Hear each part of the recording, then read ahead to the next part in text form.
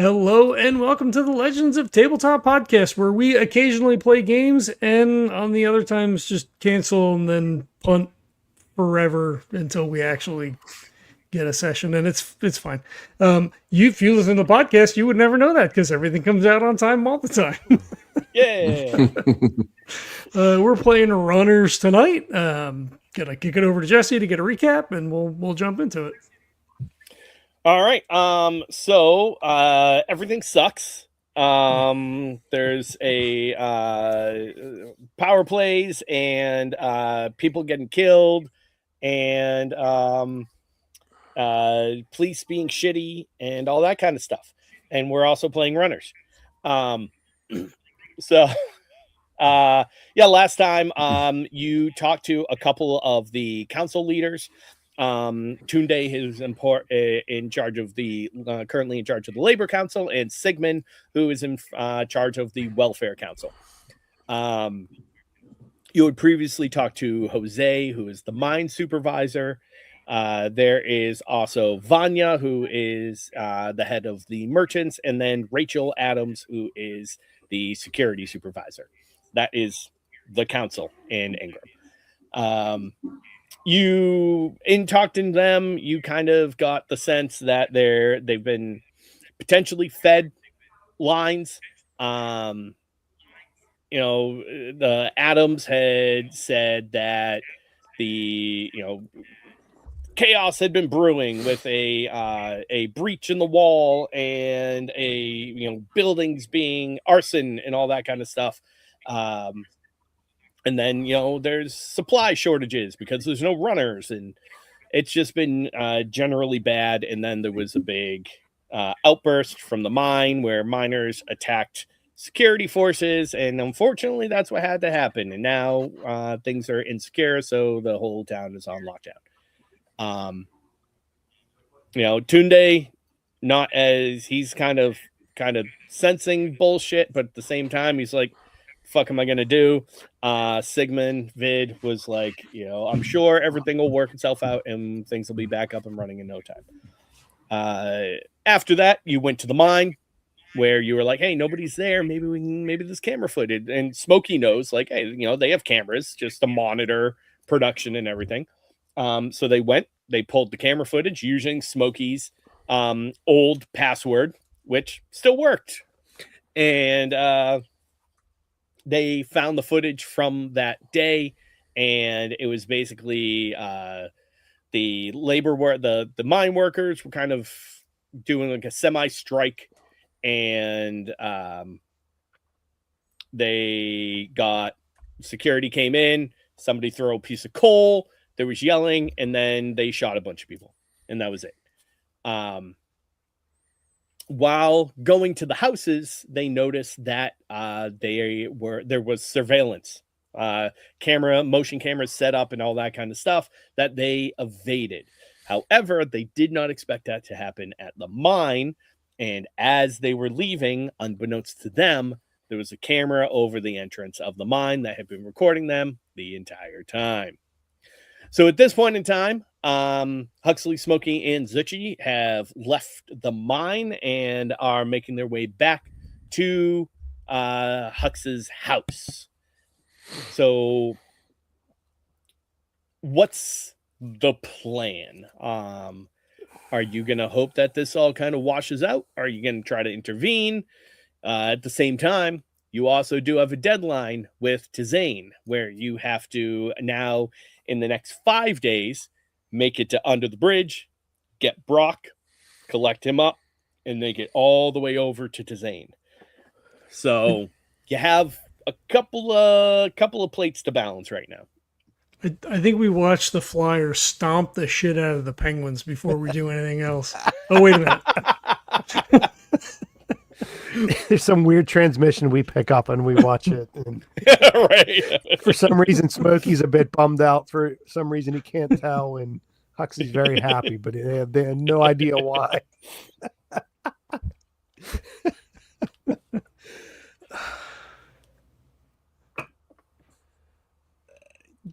Smokey's just going to say, we've got too much stuff we've got to sort out. We've got too much too much shit that needs to be put in the right place. And we're only 3 people. There's only so many hours in a day. There's only so many things we can do. And we've got, all of them are kind of important. We can't let one drop without another. He's just kind of venting and like throwing his arms up in the air. And yeah. He's just like, I'm at a loss. What can we do? What's the best route forward for us? Well, I mean, we're gonna need like 2 days probably to, because we have to go home, or under the bridge, like the other home. So that's gonna take like a half a day, right? And then we have to talk to Brock first and see like if he even wants to do it, because if he doesn't want to do it, then like that's a whole other problem still. But like if he thinks that like it's feasible to do, but then we have to get him all squared away, and then we have to run back to Zane. So I mean that's like 2 days, right? Because we have to charge suits in between. But so that leaves like 3 days here. But I mean, do you think she's bad? I mean, like, she didn't kill anybody, but they did, right? And like if she's like, if that's security, then like she should have arrested those guys, because you can't just kill somebody. Like they just threw a rock or whatever. Like that's not, like, you can't kill somebody because of that. There's not that many of us here.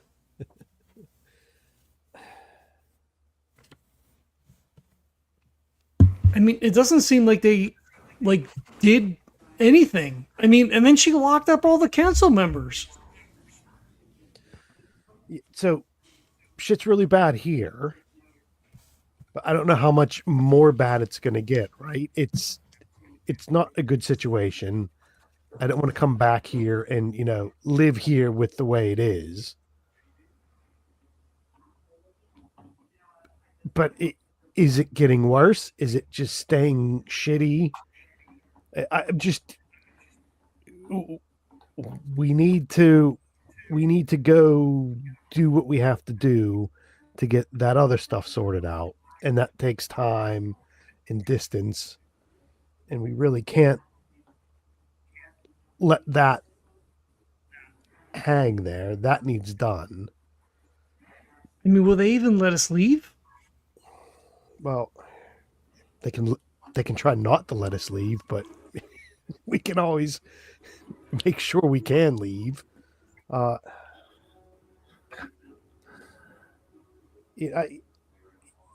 guess what I'm thinking is it's bad here. We need to take some time to sort it out, but this isn't something that's going to be resolved quickly. If we could just go punch a bunch of people and get it sorted, that might be the best way, but I don't know if that's going to get us the results we need. This seems like it needs a lot more discussions and negotiations and getting people together and figure out what's going on. Jesse, is somebody playing a video? There's like a whole conversation that's happening in my headphones. It's not us, because none of us are talking. No, I'm getting a lot of... Oh, now I'm not getting any feedback. Oh, yeah. I was getting a lot of feedback. Okay, is it me? Because it seemed like some of it was a delay, like it wasn't a video. It sounds like it's me, doesn't it? No, I think it's Tracy. Because I just heard Tracy. But now she just saying she was gonna go grab Logan. Yeah, there you go. Are all your inputs good? Or are they all in the right settings? Yeah, it's just picking up a lot of stuff apparently. Okay. Yeah. It's a good mic. Which is funny because usually it doesn't pick up every little thing, but apparently right, yeah. When I'm not talking, I will turn it off and we won't have to worry about it. Okay. Sorry for the interrupt. I don't know. I mean, everything is worse since we left, and I know part of that, I guess, is our fault because, I mean, at least two of those things we're responsible for. But I don't. I mean, even if we told her that we did it, I mean, she still didn't like arrest those other guys. Like, it would be one thing if the council had a meeting and they try to, you know, put those guys in jail or turn them out, or I don't know, but it doesn't look like they did that. They locked up the council.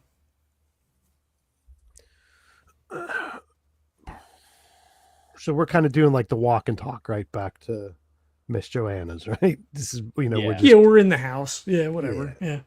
okay.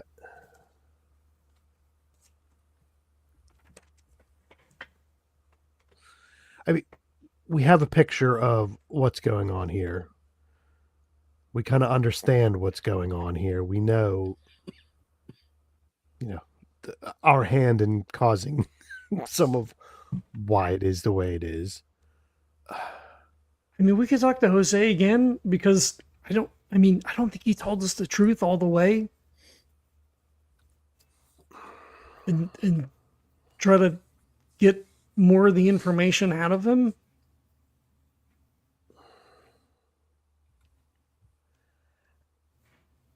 Other than the fact that we kind of have a deadline, right? We kind of have to be somewhere with someone to get that sorted. If there wasn't, a timeline put on that, then I think we'd have a freer hand trying to figure out what's going on here. What time of day is it? Did we say it is right now? It's nighttime right now of the second nighttime. day. Okay. Yeah. I think we're kind of torn between two things here now. We know we have to resolve them. We will resolve them. We'll get them fixed. Both of these things. But do we get an outside opinion, right? So what I'm thinking is, what Kevin is thinking is, we've got to go sort out the stuff with Brock. And as I said, there's kind of like a deadline to that. Do we sit down with Miss Joanna and say, look, we've got some stuff we've got to get done. We can see what's happening here, and it's probably not the best, but can what's the feeling that you're picking up? Because she meets people, she talks to people, right? Can this go on for another week or so until we get other stuff come back? Then we come back metaphorically, guns blazing, and sort all this out, kind of thing. I mean, Meta, I think she's been either at the hospital or at home. Like, no one's walking around, no one is doing things, right? Like, it's all kind of locked down. But is she, she's at the hospital, her job isn't to, take care of the hospital, it's to take care of people. So is she talking to people? Is she picking up? You know what I mean? Is she seeing, that kind of thing? I'm sure it flows of information are probably pretty restricted and all that, but I'm just thinking, we have our thoughts. What's the thought of someone who's been here and has had to deal with all this? If she, she's like, yeah, it's like, another 24 hours and this place is going to, it's a powder keg. Or she's like, yeah, we've muddled along. We can muddle along a little bit more, but something does need to get done. I mean, that's kind of what I'm thinking. Mm-hmm. Because other than that, unless there's anything specifically that either one of you think, or is Jesse's kind of leaning towards, I'm thinking, and Smokey's just going to say, look, we've got to go take care of the Brock situation because there is like literally a timeline on it. So, I mean, if you want to talk to Mom in the morning, I mean, I guess we can ask her, but I mean, she said things were pretty, pretty tight, I guess. I mean, no one's walking around, like nobody's working. The mine is closed down. It's,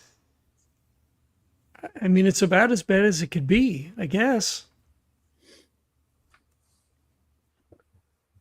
I mean, we have like maybe 2 days if we stay, but yeah, then we have to go handle the other thing. I mean, that's assuming that that we don't have any issues on the way back to under the bridge or over to Zane. I mean, that could potentially add some time. Yeah. I mean, we've never gotten stuck before, so I mean, maybe not, but we wouldn't want this to be the first time.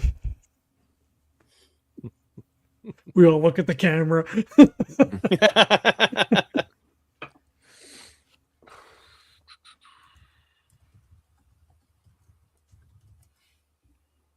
What are I mean, you guys thinking? So, you guys, as in Huxley and Zuchy, because I hate all of it. Let's just be blunt. I don't like that all this stuff is put it on upon us. We're just 3 runners just trying to do our jobs, and now it's like the whole world is on our shoulders, and it's like who decided that we should be the ones to carry out these things? And he like sighs like really hard, because to tell you the truth, that's kind of where I am right now, is playing this character in this world. I'm like, I don't know what to do. It's like, okay, like we've pretty much talked all of the scenarios. It's like, okay, so we could just go overthrow this lady, and then what? The other people that are the other cops are just gonna come and let her go. Then she could cause some more chaos, and there could be more deaths, and then that just makes us feel worse and makes us. Right. And I mean, like you said, too, you're a runner, right? Like, yeah. We're not diplomats. We're not. Right. That's like saying, my local postal carrier should be part of the revolution to overthrow my town. Like, well, I mean, yes and no, though, right? Like, we live here. Like, there's 50 to 100 people in this very tight-knit, small post-apocalyptic community, right? Like, we all have a vested interest in making sure that things are good. Oh yeah. Like like mayors end up being like school teachers or carpenters, so it's like obviously like anybody can do it. If some people can do it very, very terribly, and some can do it well.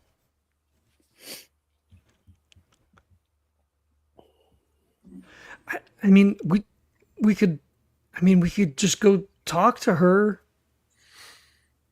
I guess, but I mean, like, then that's it, though, right? I mean, either she, apologizes, or she tries to arrest us. I mean, I don't know. Like, there's nowhere else to go from there, right? I mean, she's either going to talk to us or it's going to be really bad. And that's what I'm thinking. So if we can go and either knock some heads together or talk some sense into people, depending on which way that goes, either we kick a hornet's nest even more and we're locked down here because it goes bad, or it goes good and all of a sudden, we've got to, have quorum calls and procedural votes. And if it was just stuff we can go and punch or blow up, that would be easier, right? Then we can go do it. Or if it's something we can go run to, because you said we're runners, that's what we do. But I just have a feeling that sorting all this out may just take too much time to take us away from the other things, and we need to get that resolved because we do have a deadline on that.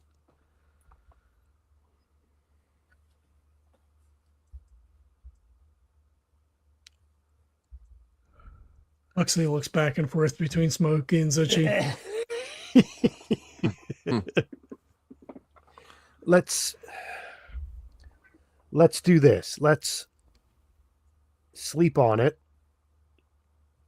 let's, get our thoughts individually in order about what we think we should do. As we said, it's a democracy. There's three of us, so there's going to be a choice one way or the other, right? There's only 3 votes, and we'll circle back at breakfast and kind of decide what we're going to do, where we're going to go, what the next step's going to be, and get it. Don't look back. Get whatever we decide resolved as quickly as we can, and then come back or go, depending which way we and sort out the other thing. Okay, I'm gonna set an alarm for 7 because mom usually gets up about 7 because she's got to be at the hospital early. So if you want to talk to her, then we can all get up and we can have breakfast together, and if you want to talk to her a little bit, and then we'll figure out the one we'll have to decide then.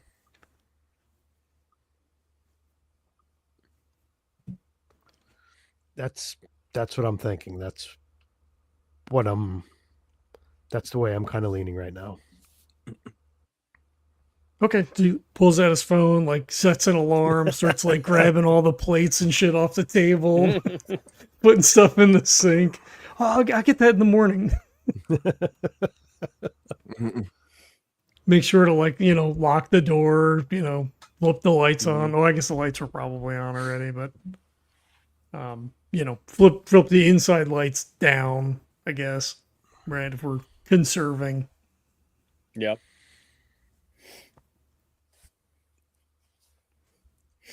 All right. John, where does Hux have? Obviously, you have your own bedroom, right? Where is it that you had Smokey and Zuchy set up again? Were they like sleeping in the living room on the couches, or? I think somebody slept on the couch the last time. If it's like a, part of a regular block, right? I mean, there's probably 3 Smokey bedrooms. seems like he's a couch sleeper, right? That just that seems like that seems his vibe, right? He crashes out where he can and he can sleep where So that fits in that. Smokey takes the couch. So I mean, the house, like your house is a decent sized house. So it's not huge. So you have a bedroom. Miss Joanna has a bedroom. There's no guest room, so to speak. There's but no there third is, bedroom. Right. Yeah.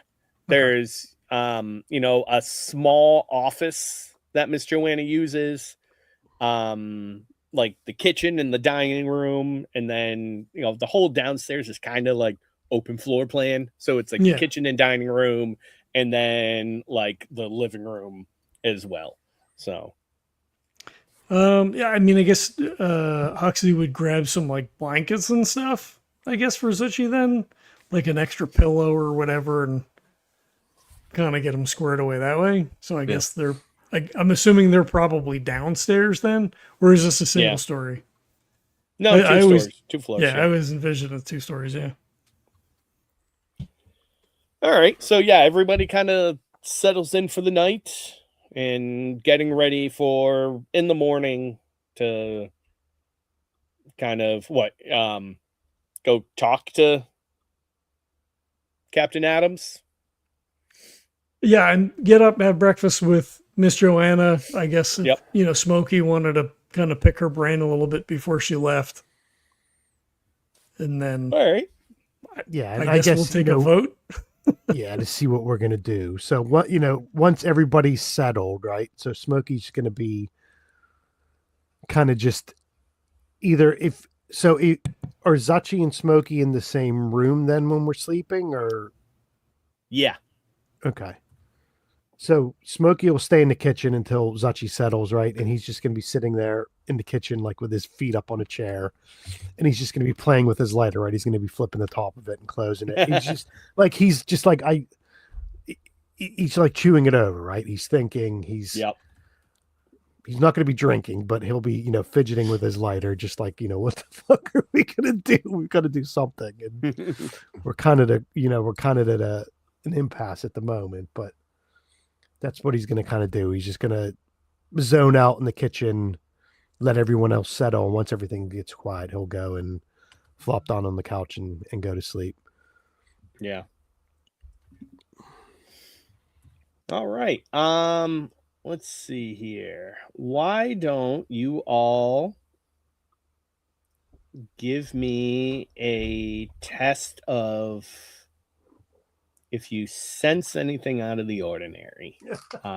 This will be, so this is going to be middle of the night. So I am going to throw a snag at you because you're probably asleep. So this is going to be a 6. Okay. Can I add scout to that, or is that more of an active? Like we're not getting. Yeah, that's any more bonuses, of an active. right? That's more of like a trained active thing than innate sense. Highest is a 5. 5. All right. What about Survivor? I think Survivor would work. You're kind of always like Okay. on, Perfect. on edge a little bit. Yeah. Yeah, exactly. After everything we've been through, yeah. That makes sense. Oh, I can never. I have one with a little horsey on, a little dragon on it, and I'm like, is that a 1 or a 6? And I'm like, oh, it's a 6. So that is a 9 for me. Nice. Hell Holy yeah! There we go. So 2 5s and a 6, right? 2 5s and a 9. 2 5s and a 9. Sorry. So we have 2 yeses with snags, and then an extreme success there. So with Huxley and Smokey, middle of the night, not entirely sure how long you've been asleep for. You wake up. But it could be, just a lot going through your minds right now, right? Restless sleeping, anything like that. But nonetheless, the two of you kind of something wakes you up. Zuchy, you wake up and you wake up to a very distinct sound of somebody attempting to open the front door, but not in like turning the doorknob. Like very clearly they know it's locked and they are attempting to unlock, like forcefully unlock the door. Okay. You have an extreme success here. So you can either have 2 edges or 1 huge edge. Ooh, choices. I'm gonna do 2 just regular ones. Sure. So I think the first one is I'm gonna do a kind of a whistle that Smokey and Huxley know that something is going on. Cool. And then the other one is going to be that I'm gonna get to the front door on the side where it's gonna open. So when they first open that, would be the first thing I'm gonna be right there to be able to grab them or whatever I need to do. Nice. Well played. I like that. All right. So Smokey, you're laying on the couch. So you kind of come to and you see Zuchy already by the door. Huxley, you hear Zuchy, and this is probably a sound or a warning that he's given a handful of times. But it's always been out in a run. Yeah. Right? Like Zuchy's kind of the I mean, I know you have Scout, but Zuchy's the faster one. Yeah. Especially, in the times that you've run through the mall, right? He's kind of taken forward position. So this is usually a sound that you hear him give when you're on runs. Yeah. So a little startling to hear it in your house. Yeah, I think what he does is jumps out of bed and immediately runs to Miss Joanna's room. And he just I'm assuming like her door's closed or like almost closed. Right. So he'll, open up the door and pop his head in. Mom, lock the door and don't come out. And like doesn't even wait for a response, like closes the door and then will run for the steps. Sounds good. So we have Huxley in his, I'm assuming probably like Pokemon pajamas or something. Yeah.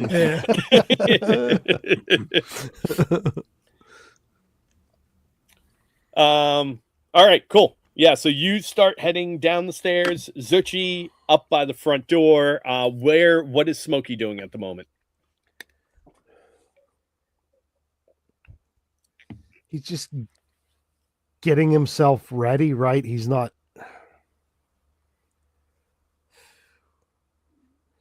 trying to make himself prepared in where he can see everything, but he also doesn't want to make himself too visible. Okay, that's really that's really right. He crouches behind the couch. There we go. How we do that. Yeah, there we go. He'll Nice. hop over and hide behind the couch. Sounds good. Not in a hidey way, but in a right, ready way. In a protective way. Yeah. There we go. All right, yeah. So it's a few moments where Zuchy, you can kind of hear him fiddling with the lock a little bit, and then suddenly you hear that unlatching sound of the top deadbolt. And at that point, you see the doorknob begin to turn, and then the door slowly begins to open. They are very clearly trying not to make any sound.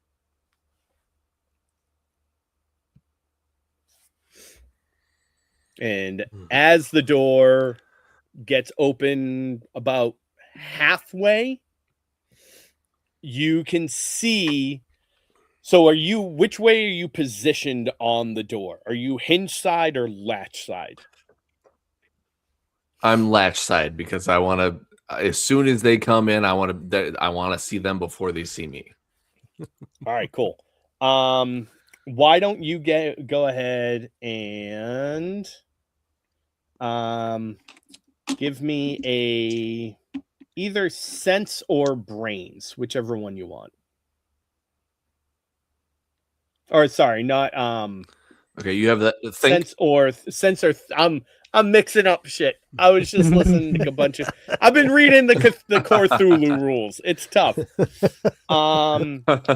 Yeah, you know what? Just go ahead and give me sense. Okay. That's a 6. Nice. All right. So you can pick up in the reflection of the glass for the door as it kind of begins to open up. You can see the kind of green dots of some like the night vision goggles, right? So like the green light that it kind of gives off, as well as the green dot sight from a rifle. No, that's not good.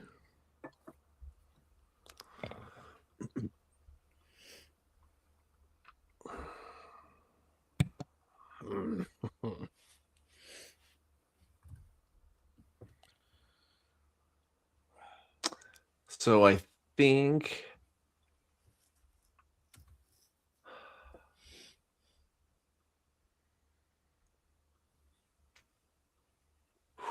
boy, what would he do?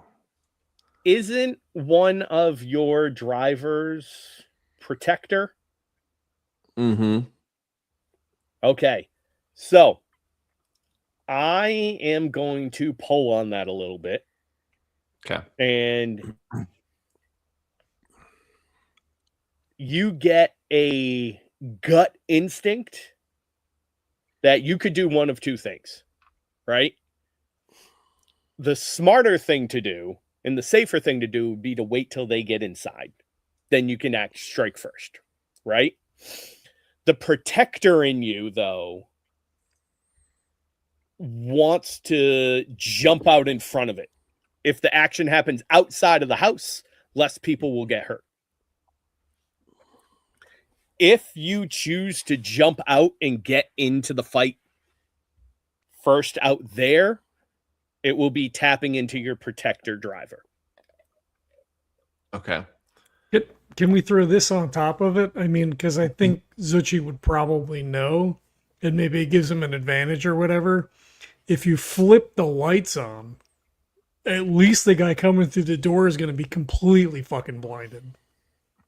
Like he might be blinded for a round or two, right? Like you're focusing all of the ambient, like fucking starlight and shit. You throw the fucking living room lights on, and that guy's fucking blasted. Because there's usually a switch right by the. Oh yeah. By the front okay, door, so all right. Well, then I'll throw this out, and if it works, it doesn't. Or if it works, it works. It doesn't. It doesn't. Jesse, you let me know. So what I'm thinking is kind of a tale of two cities. There, just first thing, throwing that switch on, just like Huck said. I was kind of thinking of like, how can I do that? And I didn't even think about the whole house light thing. And then what I'm gonna do is I'm gonna put my full body into his elbow so it goes the wrong way, and I'll try to push him out the door. So he's still outside. They're still on the outside of the house. Okay. So that's why I was saying, if you want to actually go outside and take them on, then that will be tapping into the protector aspect of this needs to happen outside because I need to protect the people inside. Or you can wait until they get inside, and then at that point you can use the whole like light switch thing, turn the lights on and blind them. Okay. So then I think what I'm gonna do is I think I'm gonna ditch the whole waiting for them to come in, because one of my snags is jumping into danger without thinking. So I think that's what he would do. Oh, there we go. I'm overthinking this, so I think we just need to go right into it. Yeah. So he'll just head right out. Awesome. I love all of that. Honestly, I think I was kind of tapping into the wrong driver at that point.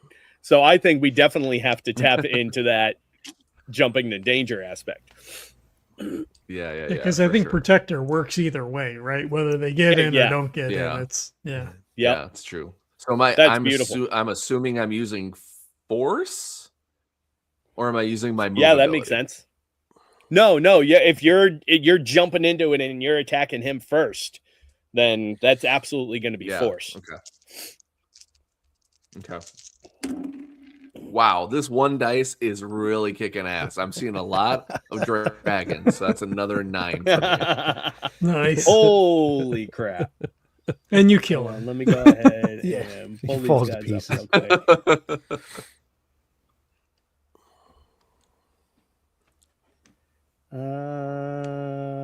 Right.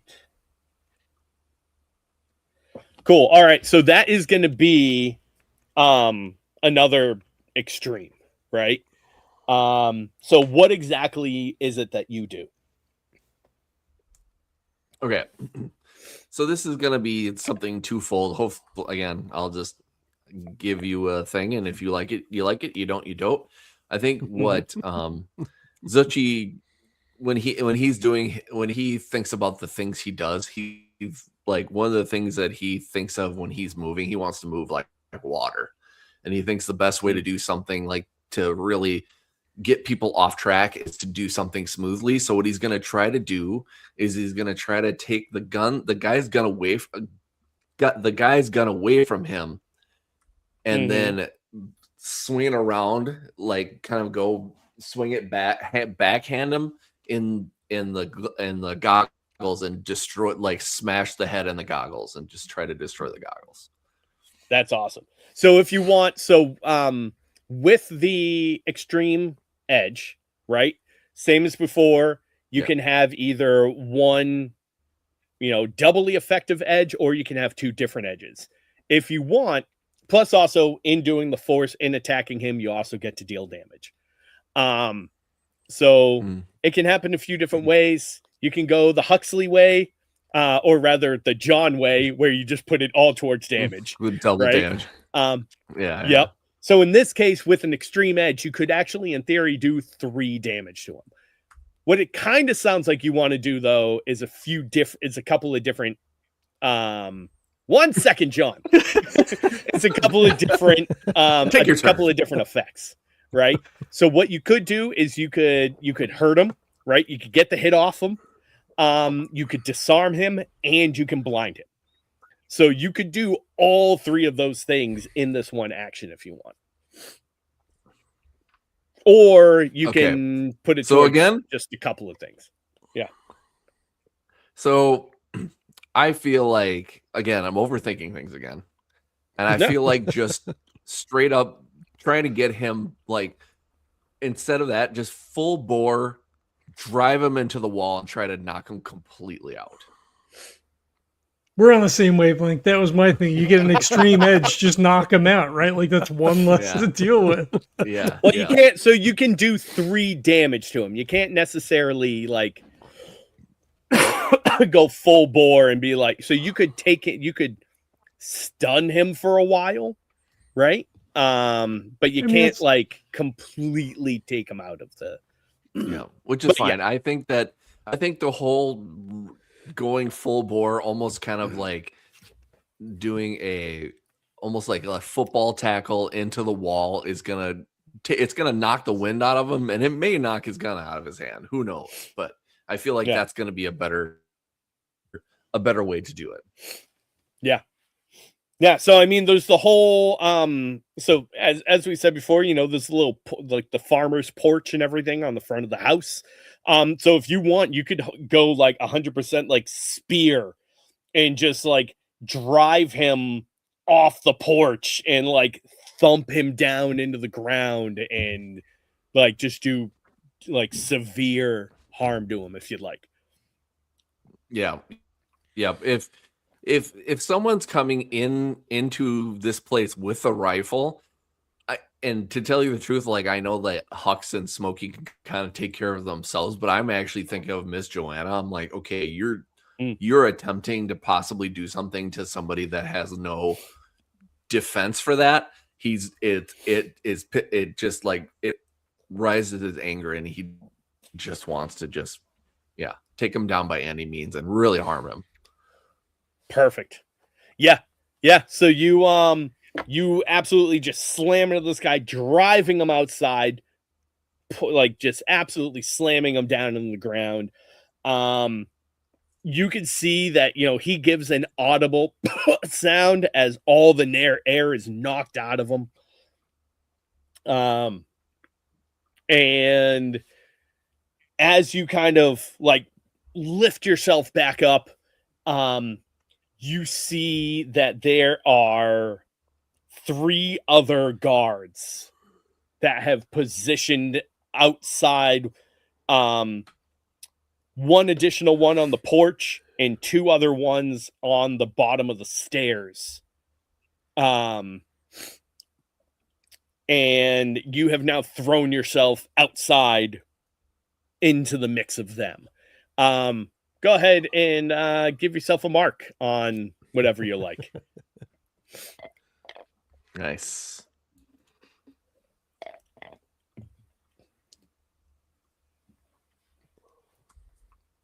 And actually, you know what?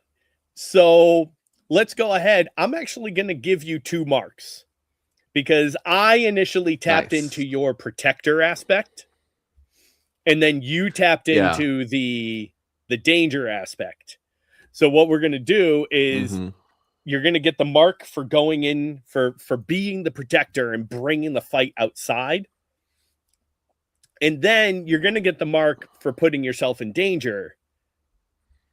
But there's going to be a snag in the situation because now you are outnumbered by all these people. Or are they outnumbered by me?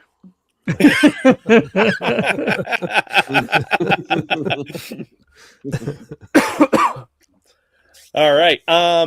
In the meantime, Smokey and Huxley. Smokey, you can see that Zuchy just bolted out of the door, throwing the door aside, slamming, and you hear wood shattering and everything outside. Huxley, you can hear all this happening, but you're still on the staircase coming down. What are you two going to do? Go ahead, Smokey. You're closer. I'm gonna head towards. Okay, well, the door is closed, right? So I'm assuming the door is wide open now. Oh, it's wide open. Okay. Yeah. Crashing in the woods outside then. Correct. Yeah, I'm gonna go run through the door and see what's going on, right? I'm not gonna creep up. I'm not gonna go slow. Okay, Zuchy's out there. There's some crashing and banging going on. I'm gonna go see what the hell is going on and make sure that that he's not being overwhelmed, or that crashing and banging is him instigating it and not him flying through pillars or anything like that. So yeah, I'm gonna go head out. All right, sounds good. Huxley. I think he just makes a mad dash down the steps, right? Like he gets to the stop, the door is open, crash, Smokey goes running. So he's just, running full bore down the steps to help. Are you going to also try to make your way outside? Yeah, I mean, given range band situations or whatever, yeah, right? Like, I assume I could get to the door probably, but that's your call, I guess, right? No, I mean, you can run outside. It's not a big deal. So. Okay. Yeah, like he's looking for a target, I guess, right? Like, someone's presumably breaking into my house. Like, something woke us up. There was a crash. They both went running. Like, something is happening, and Mom is in the house. So, yep, he's looking to go hit somebody. It sounds good. All right. So Zuchy, you are outside, outnumbered now, effectively 3-1. There's one person still on the porch, 2 people on the stairs, and then the one guy that you're standing over. So we're gonna it's kind of like 2.5 to 1 at this point. But we have those 2 guys there. We have backup arriving soon. So we'll say, Huxley, you have enough time to make your way outside of the door, or at the very least, like out, just outside the threshold. Smokey, you can make it outside, and when you do, you see that there's one other person standing on the porch. There's the broken rail with Zuchy on the ground and one person underneath him, and then 2 guards down at the bottom of the staircase. And they have turned and are focusing on Zuchy. So you can do an action, right? You can do something minor because you kind of ran at the same time. So you can make some kind of quick action if you like. Huxley, you kind of had your chance to get it down there. And Zuchy, you have free reign to do whatever you like. Smokey's just going to leap off the porch and dive on the guards, right? He's going to sprint at him and just try to. So you're going to try to take out like one of the guards down at the bottom of the stairs? Are they farther apart? Right, there are a few feet apart, like basically one on either side of the staircase. Yeah. So you could take out one of them if you'd like. Yeah. Yeah, absolutely. Yeah, that's what I'm going to do. All right. How about Zuchy? The guy under you right now is pretty worse for wear, but you have full apprehension. You have full sense of everything around you. So you know there's the guard up top and the 2 guards below.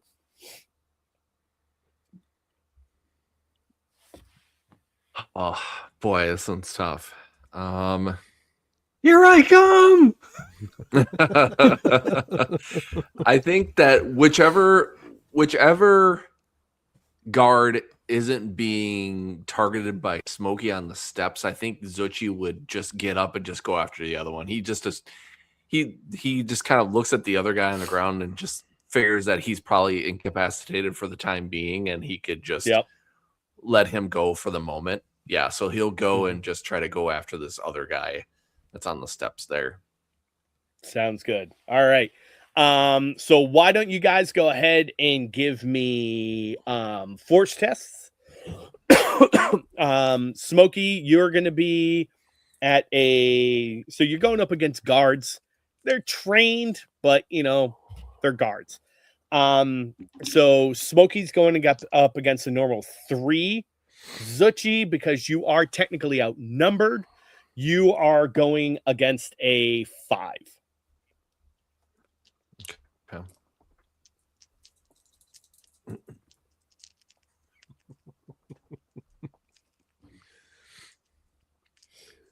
Let me make sure I got my own rules correct. Oh, actually, no, sorry. You're going up against a 4 because it's for each additional target. Okay. Cheater. Ooh, I liked it better when you said Another 3, 6 for me. Smokey got a 4. Holy crap. Nice. There we go. So we have yes with an edge and yes with an extreme edge. So both of you are able to pull off your hits. So let's go Smokey. What does your hit look like and what's the edge that it gives you?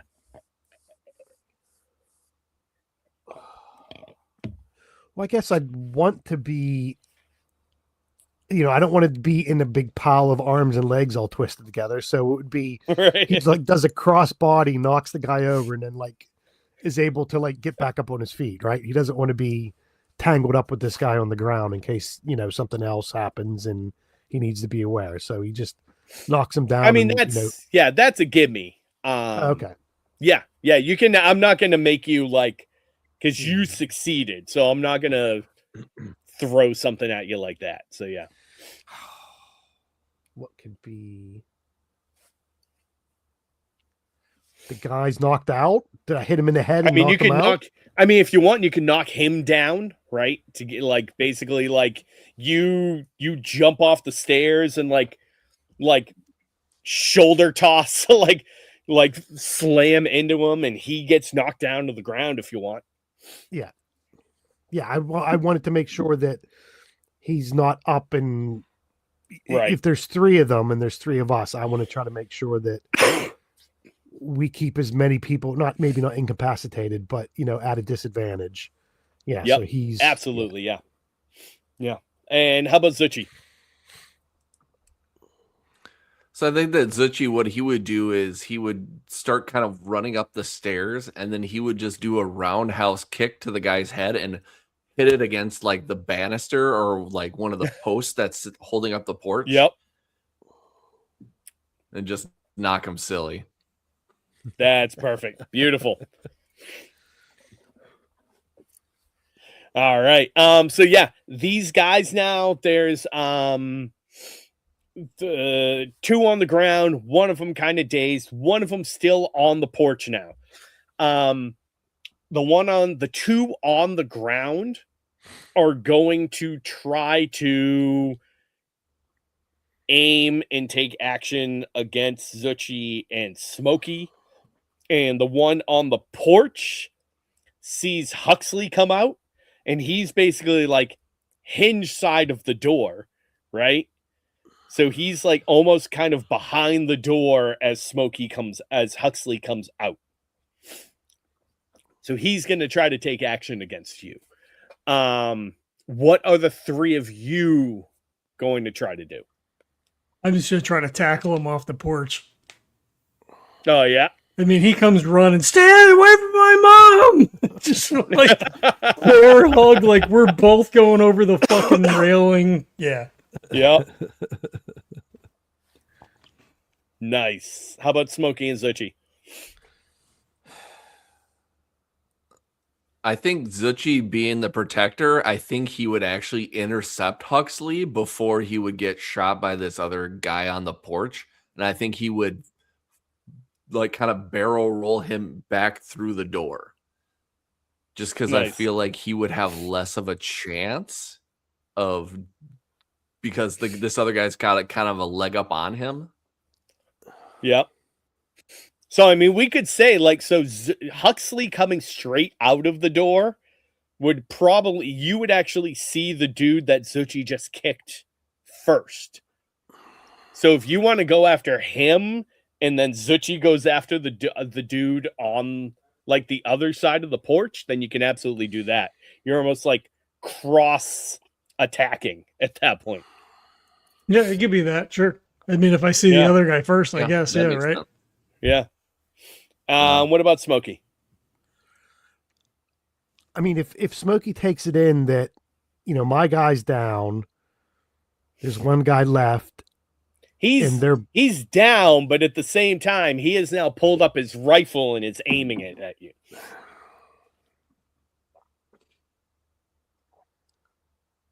I'm just gonna stomp on him then, right? Curb stomp him, kick the rifle away, grab the rifle. Kick him in the head or kick the rifle. Yeah, exactly. Because if those two, you know, if I turn and see that they're making moves, right? They're not frozen. They're not making themselves an easy target. If this idiot's going to try to, he's going to try to hurt someone when I'm standing right next to him, then yeah, I'm going to either bash him in the face or kick the gun away. You know, whatever. I'm trying to think what would be. Yeah, I guess I would kick the gun away, right? Because even if I hit him in the face and he's still got reflex action, you know, he can still pull the trigger. So yeah, I'm going to kick the gun away. Perfect. All right. So it sounds like force all around then.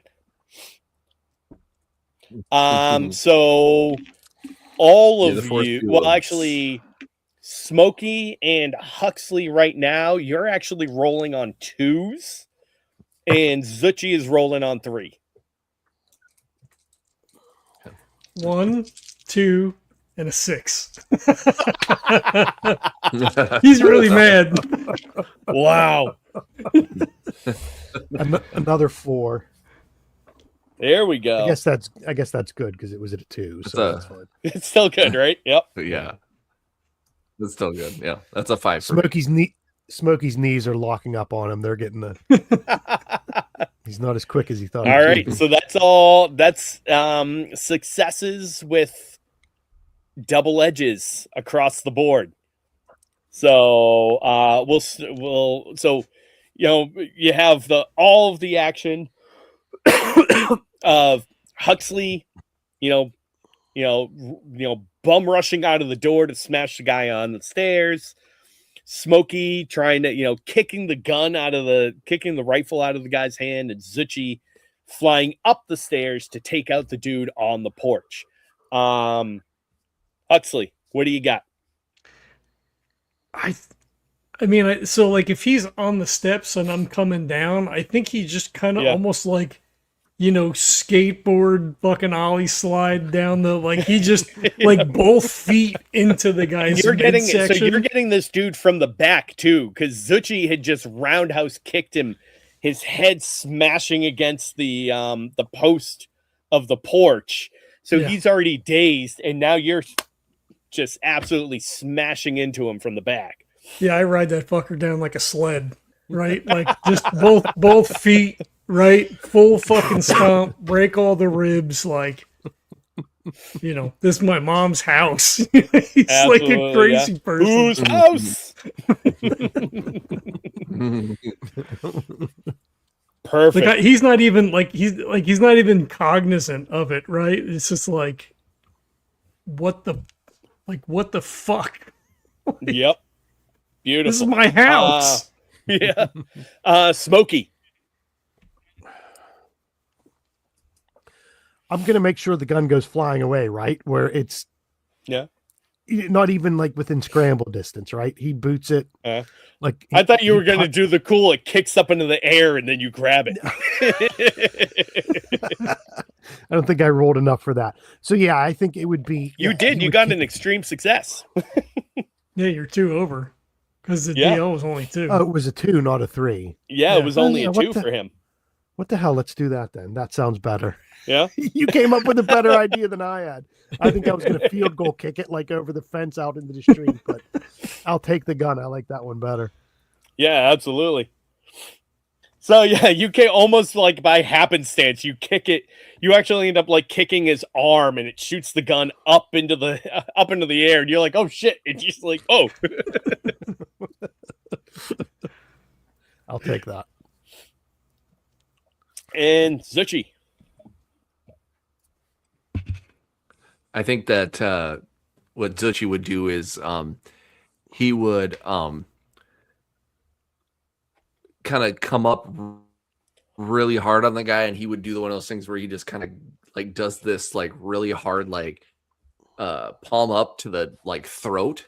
It doesn't like quite crush his windpipe, but it's gonna incapacitate him for sure. Yeah, nice. So yeah, he actually kind of like stumbles back, slamming into the side of the house at that point. So yeah, you've Huxley, you are now standing over a guard, face down, incapacitated in the on the ground on the walkway of your house, right next to another guard laying on his back who has now had his weapon stripped from him, with Smokey standing over him with the with the rifle. The dude on the other side of you is now starting to, he's actually now stood up, and he is training his weapon on the two of you. And meanwhile, Zuchy is up on the porch as you've just slammed a dude against the house. And he is still kind of like weapon at you, but is very clearly kind of out of it at the moment. But at least 2 of them are looking at firing. Meanwhile, the one that is on the ground under you, Smokey, it's pretty much like he's like hands up. He's like, "Don't kill me! Don't kill me! Don't kill me!" So what do the 3 of you want to do? Did the guy that I curb stomped, did he drop his gun? Like, is it laying on the ground next to him? Yeah. I mean, he got splayed out, so his weapon is on the ground next to him.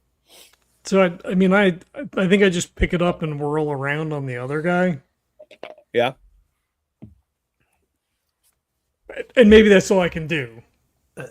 Right? I mean, you can definitely pick it up and then try to shoot this dude. Absolutely. I mean, he might. Like, he's kind of crazy right now. before Huxley does something that he'll regret and keep him up at night, Smokey, he's just going to scream. He's going to point at the guy. He's going to point at the guy that has the gun, right? Who's taking aim. He's just going to point and scream, "Everybody calm the fuck down. What's going on?" Screams at the top of his lungs. Before all right. Before Huxley blows this guy away and regrets it. And how about Zuchy?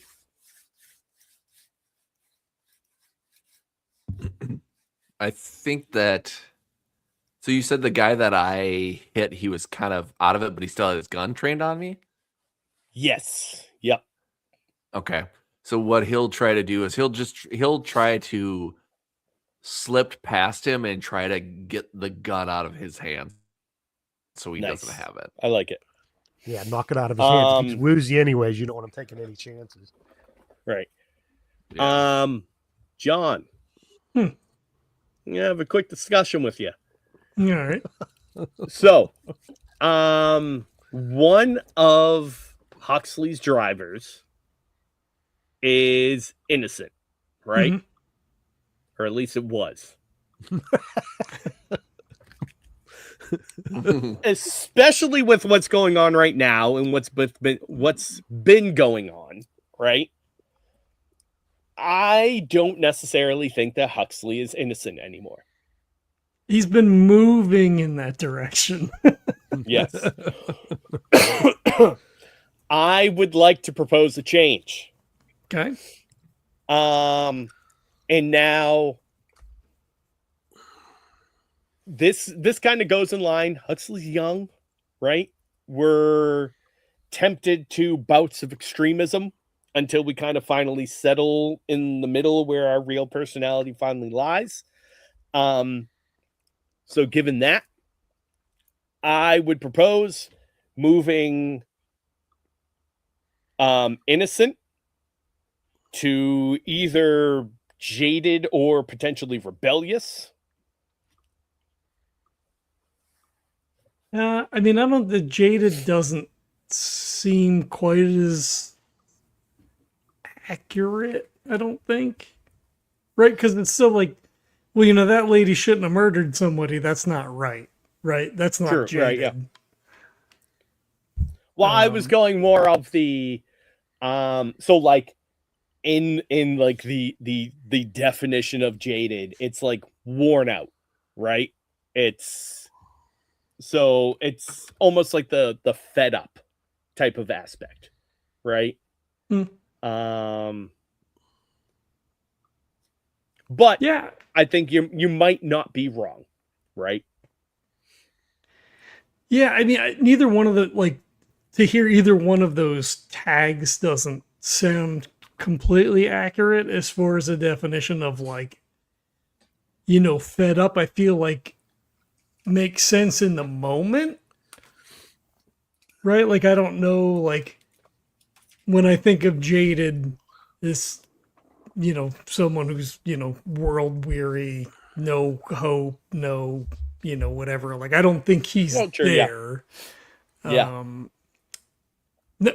Maybe by strict definition, that's not accurate, right? Like, that's just the connotation that the word now has in the lexicon.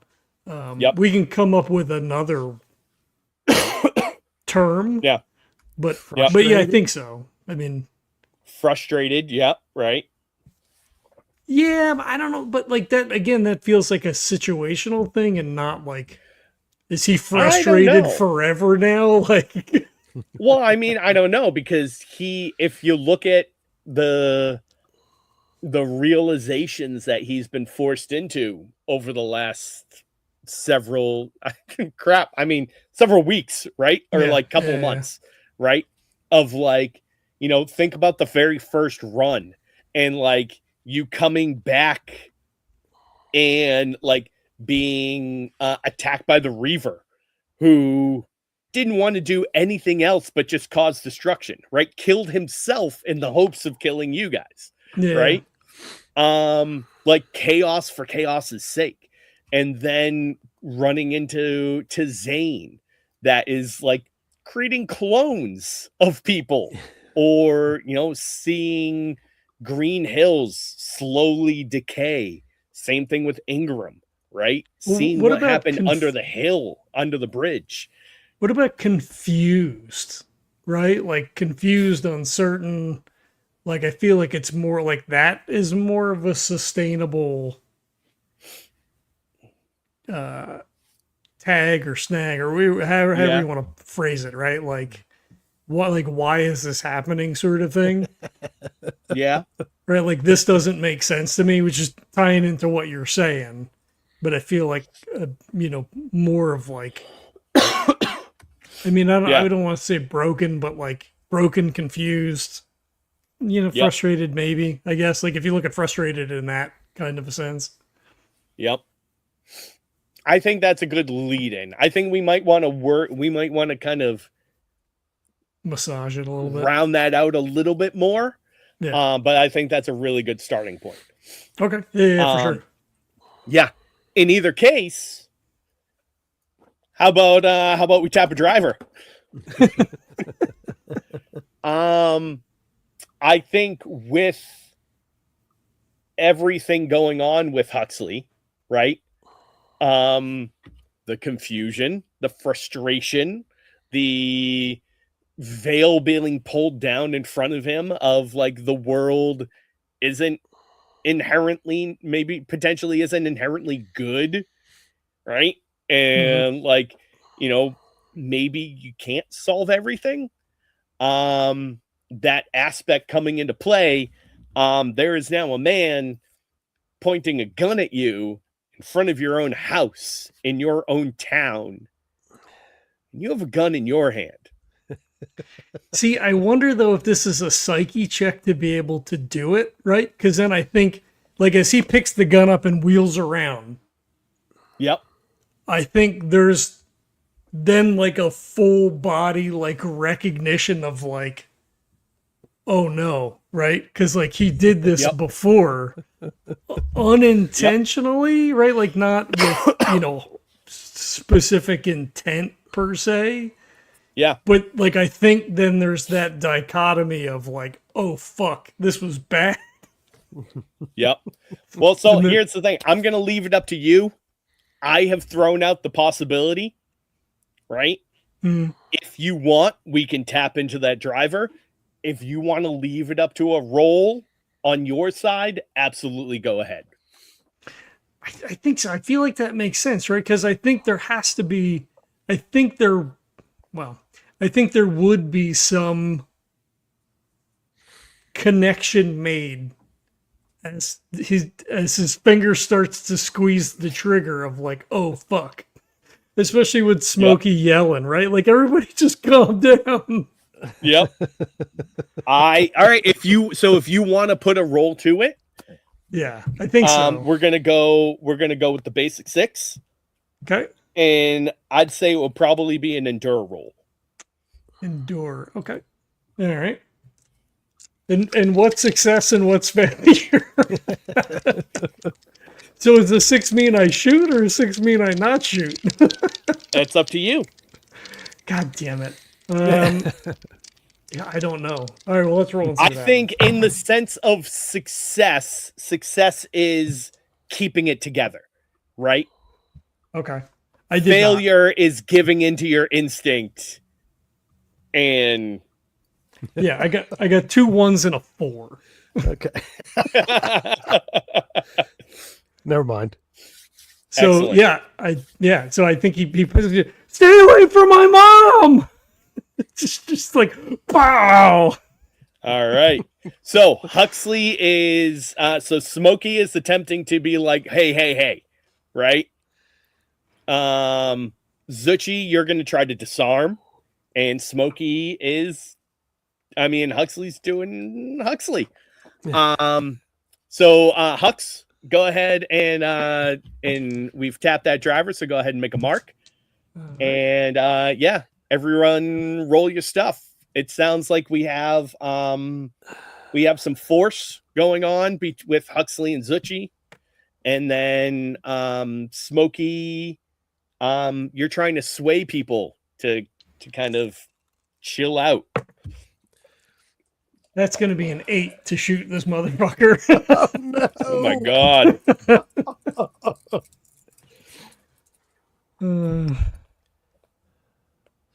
I got a 6. 4 plus 2.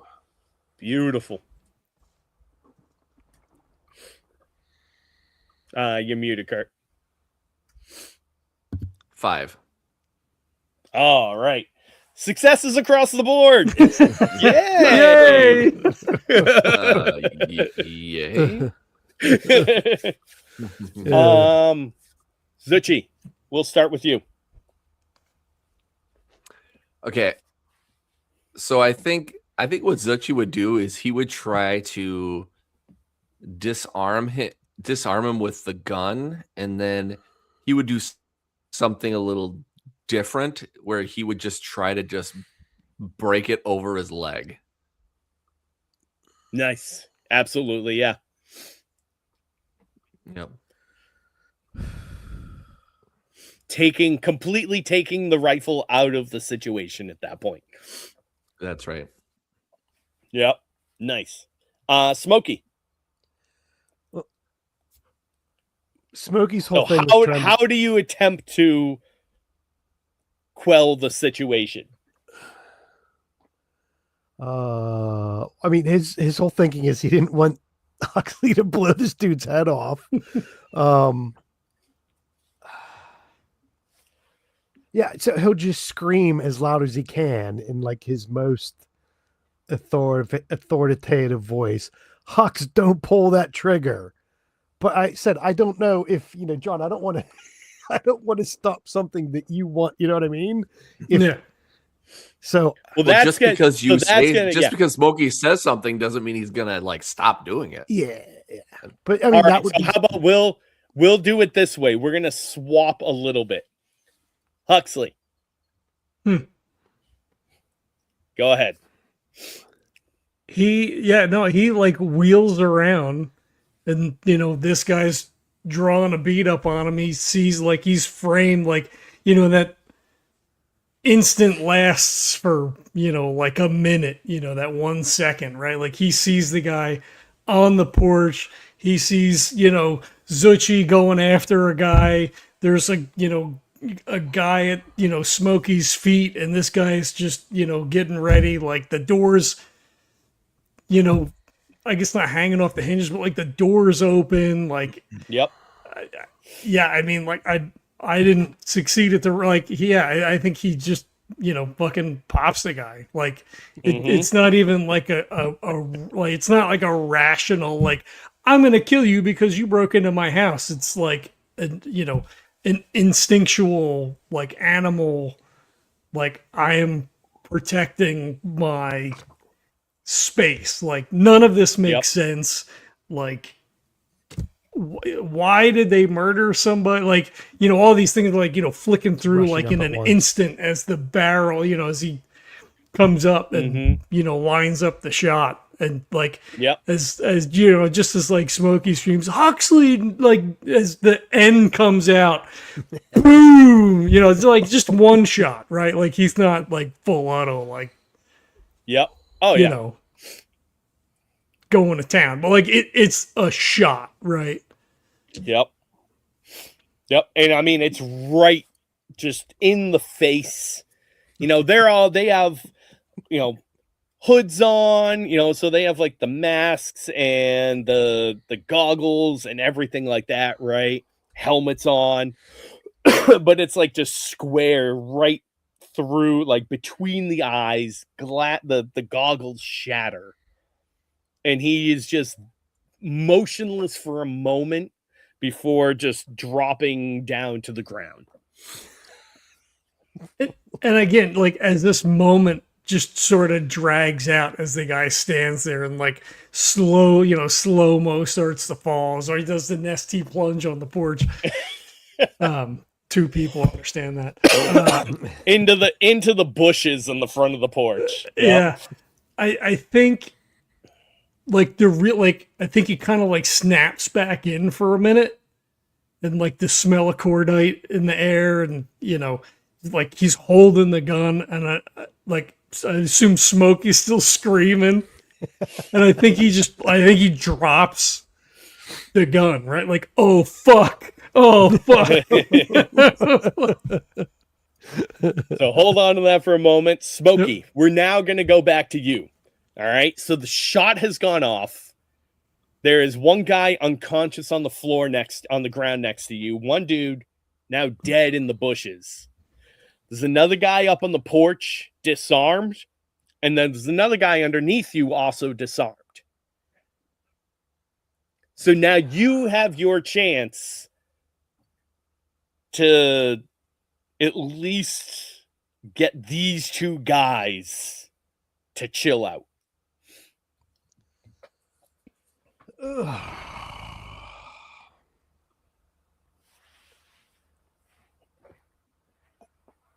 I think Smokey's first thought would be, oh shit, I've got to go check on Huxley, right? I know, Well, he's standing right next to you. Yeah. but more like to check on, like throw my arms around him, or grab him, or here, let me do this.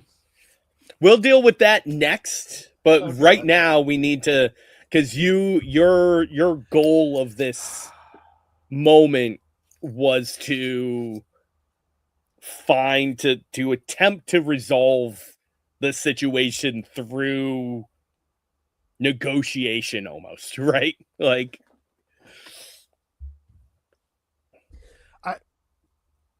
The guy underneath me, right? I'm just gonna kick him in the Yep. face and knock him out. I mean, like, if I give him enough of a concussion, and if it ever goes to a tribunal, I can say, "Oh, that guy was wrong. Someone drew a beat on Huxley, and he reacted. He was the horn shot first thing." I'm just gonna kick the guy in the head and knock him out.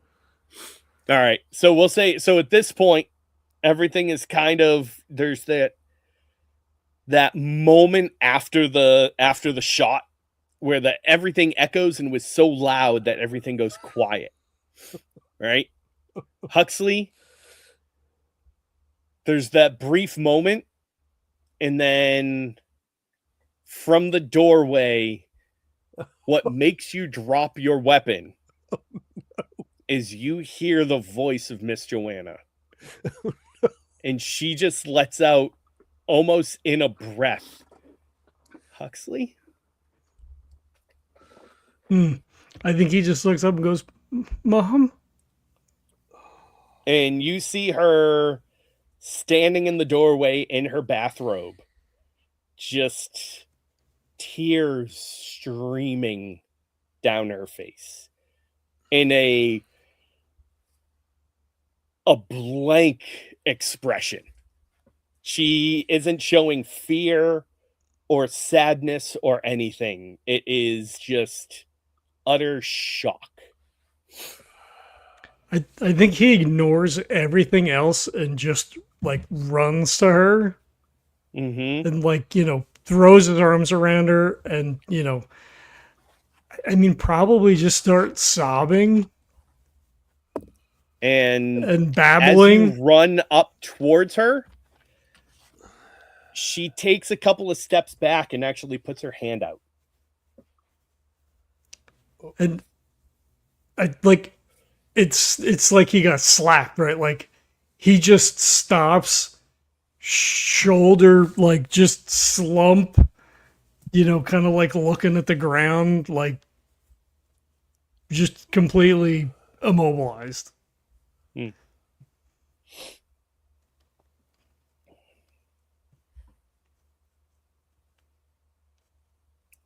What about Zuchy and Smokey?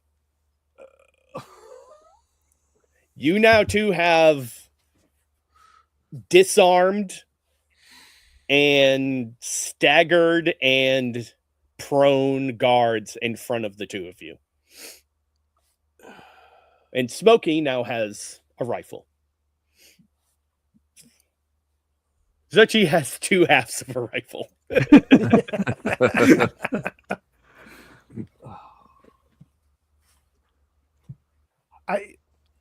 And they seem like they've given up, essentially. So Zuchy looks at the guy that he broke the gun in half or whatever, and he gives them like the meanest glare. Like he has a face like, given the situation, what's happening right now, the fact that they've come and they've tried to, like, I don't know, either bring us in or take us out, and the stuff that's transpired with Huxley and Huxley's mom, he has like a look on his face like, if you don't give me what I want, I will break your neck. And he stares the guy down and he says, "Who sent you?" So he looks at you and he's like, the captain sent us. You were spotted breaking into the mine, and especially breaking curfew. We were told to come and get you. with your guns? You couldn't have just knocked on the door and asked us to come with you? We were told that you were potentially violent. We wouldn't have been if you wouldn't have come with your guns drawn. I saw, well, I don't know if it was this guy or not, but he's like, I saw you come in with your gun pointed coming in. You were not there to take us quietly. He just kind of looks at you and says, I don't know what you want from me.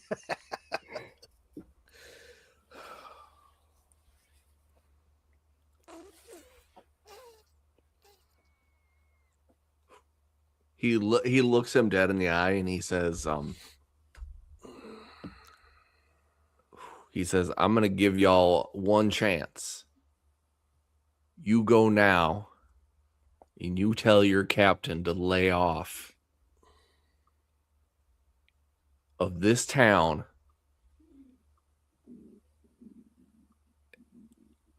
Otherwise, you're going to see how violent we can get. And he kind of like looks at you and looks at Smokey and looks at Huxley and he's like, and he like takes a step backwards and just to make sure like you're not going to hit him or shoot him. And then he will like trying to keep an eye on all three of you, like back down and back out of the stairs. And as soon as he gets like a few feet away from you, he just turns his back and starts running. That's not going to end well.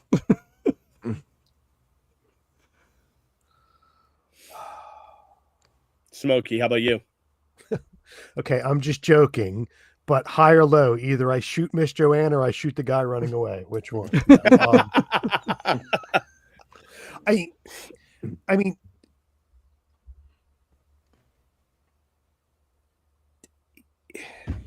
the situation obviously is not great, right? But I think Smokey's most... So he'll look down at the guy below him. Is the guy conscious? Is he, Oh, he's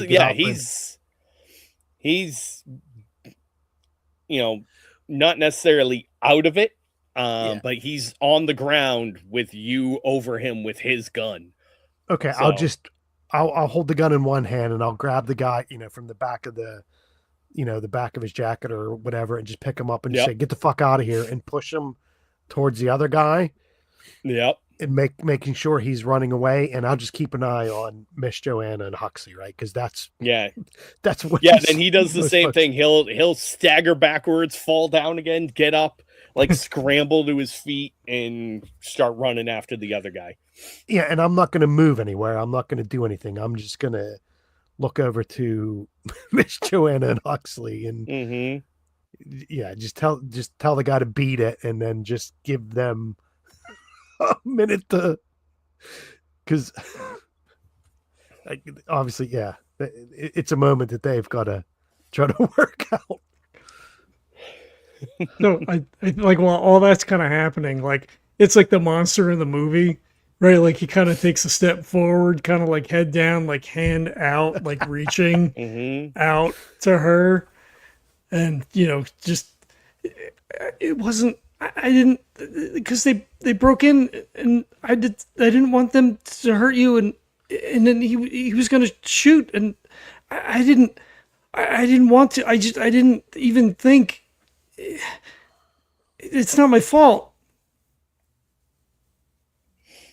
And she kind of has her head down, so she's now taken another kind of step away from you, and she has like kind of her hands like cross, like she has her bathrobe like folded into her, her head down, and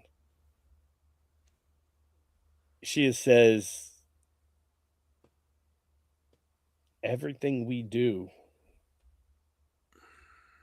we need to take responsibility for. You did this. I know. I did. It's No, keep going. Yeah. no. Yeah, I mean, he's generally babbling, right? Like he's in no state of mind. All right. Yep. You know, I thought that he was going to hurt you. They broke into the house. I didn't know what to do, and then he was going to shoot. So I had to. And at this point, you feel her put her arms around you. Yeah, because Like, he's just kind of continuing like- to walk forward. Right? It's just like on your shoulders, right? Like, so her head on yours. And she just says in the softest tone she can gather at this point, you need to go. They're going to be looking for you. And I can't protect you.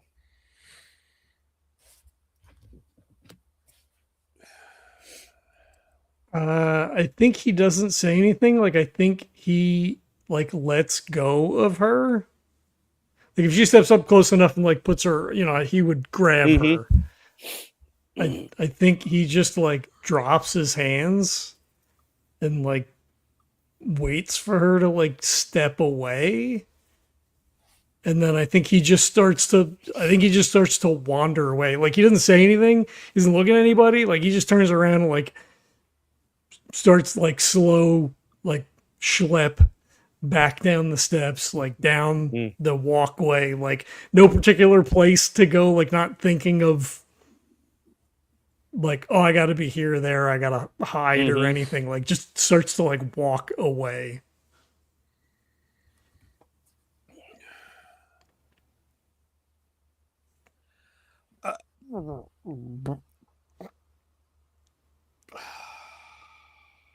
That's Smokey's face watching everything happen. Smokey's just gonna, he's gonna look at Huxley, and then he's gonna look, like not moving, not doing anything, just look towards Miss Joanna. Just focus, look back to her. She has still like tears still coming down her eyes, but she has a resolved look on her face. Okay. So she's not giving him the fucking evils or No. flipping him off or doing the if she looks to him, or if she if she notices, or she looks to Smokey and like gives Smokey his attention, he'll try to soften his look, right? And just kind of like nod his head like a yes towards her, and kind of walk over to where Huxley's walking.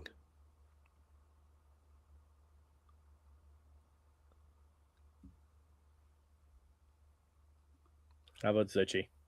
I think Zuchy will actually. Well, he's probably closest. He was probably the closest to her physically in where he was. Yep.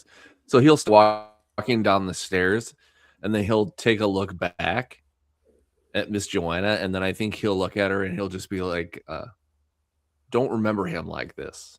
This was not his fault. He was pushed to that point. He was just trying to save all of us." And then without her even saying anything, he'll just turn around and he'll kind of start to jog back and grab Huxley's shoulder. And when you say that, as you kind of turn, her eyes and her look kind of hardens slightly. And, her eyes kind of narrow and her jaw tightens a little bit. And she looks at the back of Zuchy as he's walking away, and she says, "I know he was."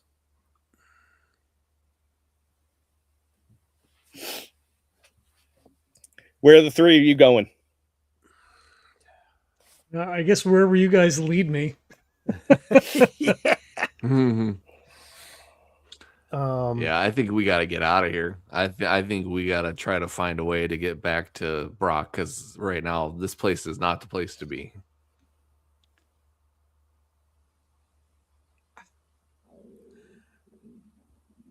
I I think. almost No, go go ahead. ahead. I No, say no, no, almost. go. I almost wonder if Huxley wouldn't like as we walk along, like if he wouldn't think to like go to Adams's house or the. I mean, if she's like I don't like like he's processing a lot of things. So I'm wondering if like part of it wouldn't be like this is her her- fault, like she Yeah. made me do this Yeah. sort of thing to like resolve this right now, whatever else happens. If I don't know. Like I don't want to force us to have a confrontation with her, but I like I wonder whether or not that would be a line of thought as he's processing. to me that would make sense that you just like maybe you're like mumbling, okay, we got to go find Adams and we got to make her pay for this, that kind of thing. Yeah. That would seem to me what you would do. Right? And if that's what you're thinking and you start like drifting away up the street towards her place, Yeah.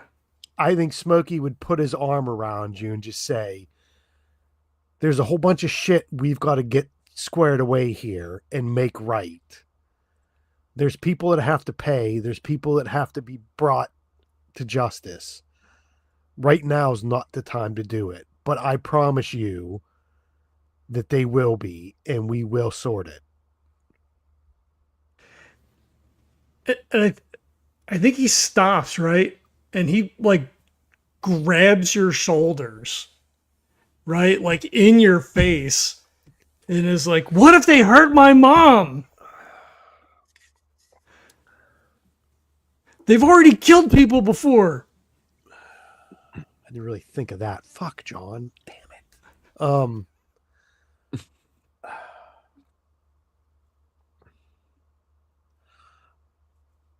I think you have to give your mom, well, that's the wrong way to say it.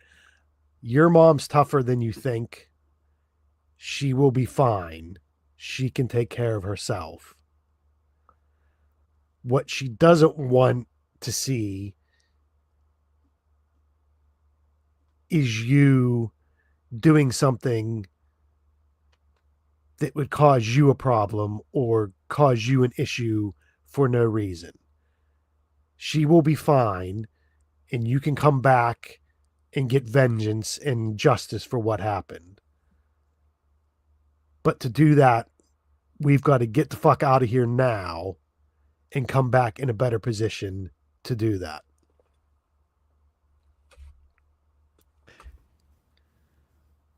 I think he takes a step back, right? Like he unhands you. Like you're talking like very calmly, like right in his face. Well, yeah, my arm around him, trying to do that. Yeah, trying to walking along with my arm around you, that kind of thing.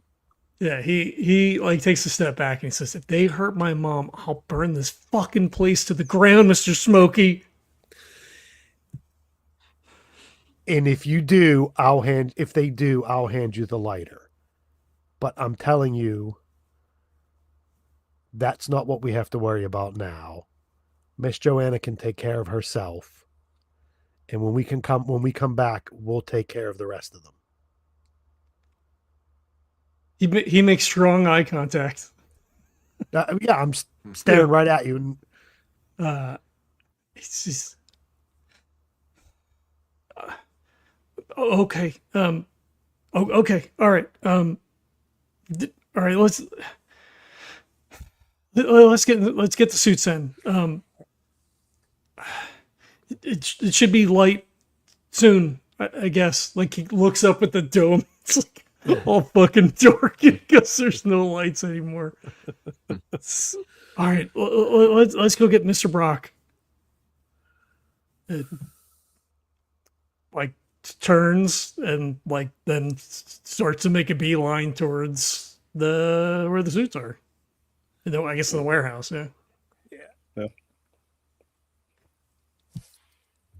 I think, Kevin would want to go and still talk to Huxley, right? But I think in a situation, maybe Smokey just gives him a bit of 5 to 10 feet ahead, keeping an eye on him, making sure he's not like talking to himself or, chewing it over out loud. But obviously Huxley needs a bit of space for the moment, but he'll stay close enough where it's not intrusive to Huxley and just follow behind. He's like, I was just gonna say, look back to give Zuchy a look, like look to him and then look over to Huxley and then we'll just follow. Yeah, he's like power walking. he's with a purpose now, right? Like just exactly, beeline straight to, assuming we can even get there, right? Because the other two guys ran back, so like, yeah, we'll see what happens. Well, I mean, in theory, once you get into the relay, once you get into the warehouse, the relays act outside of the jurisdiction of the knoll, right? They're like the whatchamacallit. What is it when like another country has a building? Diplomatic immunity. Yeah, exactly. Okay. Yeah, it's like a sovereign space or whatever. Yeah. Right. So if you can get in there before the guards can get word, you're good. I mean, Huxley's not thinking about that. Well, no, but but you get you can get to the the walk from Mr. Joanna's to the warehouse. It's only a few minutes, right? And it's nighttime. It's like 2:00 in the morning at this point. So you have an unimpeded trip to the warehouse. So once you get there, Huxley just badges in, light goes green, door opens for you. And the three of you are able to suit up. Yeah, beeline for the suits. He'll start running, whatever our normal like pre-check shit is, looking at seals, checking battery levels, like the whole 9 yards. You are fully charged up, so you have plenty of power to make it to under the bridge.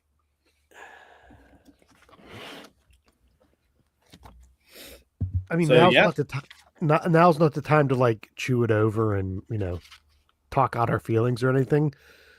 So Smokey's just gonna like ride to silence and just let us go through the routine, right? Maybe that'll bring Huxley back to doing what we're supposed to be doing, that kind of thing. Just okay, well, right. Oh, he's not mumbling to himself. He's not he's not twitching or anything. So let's just.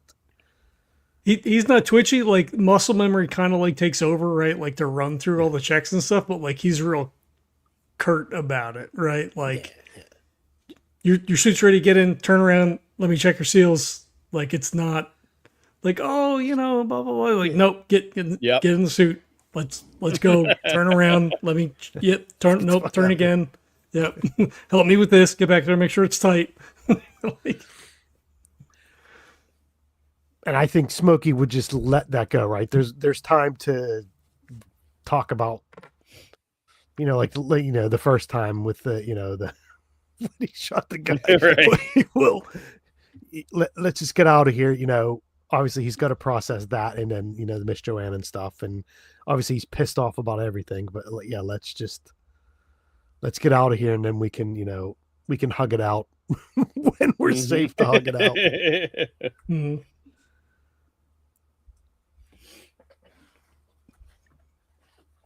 All right. So yeah, Just you head for the you door. three get suited up and you head up to the next level at the warehouse. And the warehouse right now is dark. There's no activity. So you can head right up to the bay doors, and there is the pad on the inside that you can trigger the elevator from. And as soon, I was to say, I think before we go, like it pings for Huxley, like, oh, and don't forget to grab the batteries if we're gonna wind up at Green Hills, right? Like, not like, oh, we should maybe take or blah, grab the batteries. Go grab those batteries. Yeah. Hey, fuckhead, go grab the batteries. Yeah. Like, not mean, but just like not Huxley. Yeah. Yeah. yep. That makes sense. Yeah, absolutely. Right. It was one of the things that we were talking about. Like it just kind of like pops in. It's like we're in the suits getting ready to leave. We talked about making a run to Green Hills. Like it just sort of, Yep. it just runs across the frontal lobe,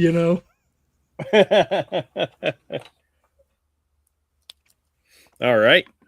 Absolutely. So yeah, you go ahead, grab all the spare batteries. You're gonna have to load it up yourself. Pack everything up since the warehouse is shut down at the moment. So go ahead. Give me a brains. Who's leading the packing situation? Is that probably going to be Huxley? probably busy hands and all that. Yeah. Right. Yep. So Smokey and Zuchy, just give me base brains checks. We'll give it at a 5. Me as well, or just do them? And then, well, they're going to see if they add to whether or not, or if they just kind of like add to it or just kind of stay out of your way. 5. Nice. 6 for me. Ooh, look at that. Nice. So they're actually helping. Yeah. So that's actually going to bring you as down we to a can, 3. right? We're helping, but we're giving Huxley his space. Exactly. You're helping in the appropriate way. So yeah, why don't you go ahead and give me another brains, but it's going to be at a 3. Well, that's good or bad? Nope, that's a 1, 1, and a 3. What's do I get a +2 from them? No, they just dropped the DL down. Oh, they dropped the DL down. What was the DL then? 3. 3 is my highest. All right, so it's a you do a good job of packing everything up. So you're distracted, right? Like He keeps dropping you're trying shit. to focus, you're trying to be serious and just barrel through. But at the same time, there's a lot of shit going on in your mind right now, and also you're kind of on a timeline. Yeah. It's like, damn it! Picks up another battery, goes to jam it back in thing.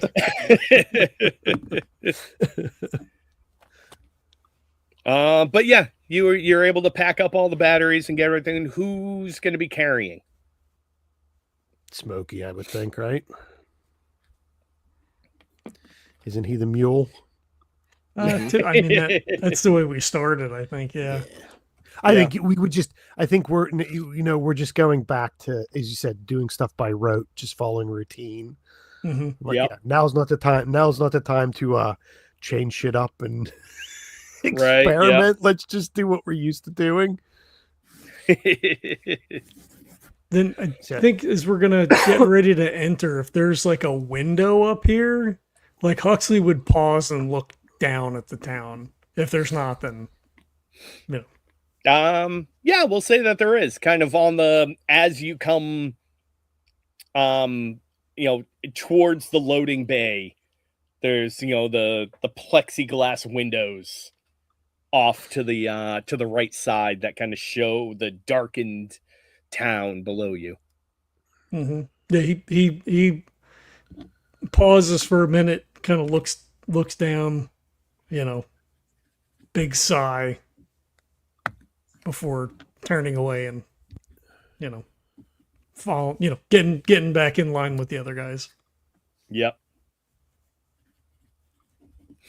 All right. So yeah, you hit the button, the bay doors open up for the three of you to load into, and when you do, doors close behind and that elevator starts to drop down, opening you up to your to Sabatha, to the run in front of you. Huxley pulls up his wrist with the little fucking cube on it and goes, "This way," and just starts to run.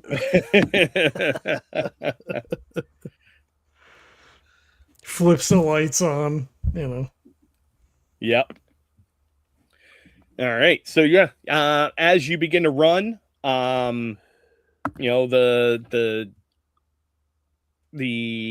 desiccation of the city, of the town, right, starts to kind of slowly break away, and you come to the scattered trees and tall grasses that eventually start to bulk up into the giant forest that was the big reserve area, the preservation that was in front of you.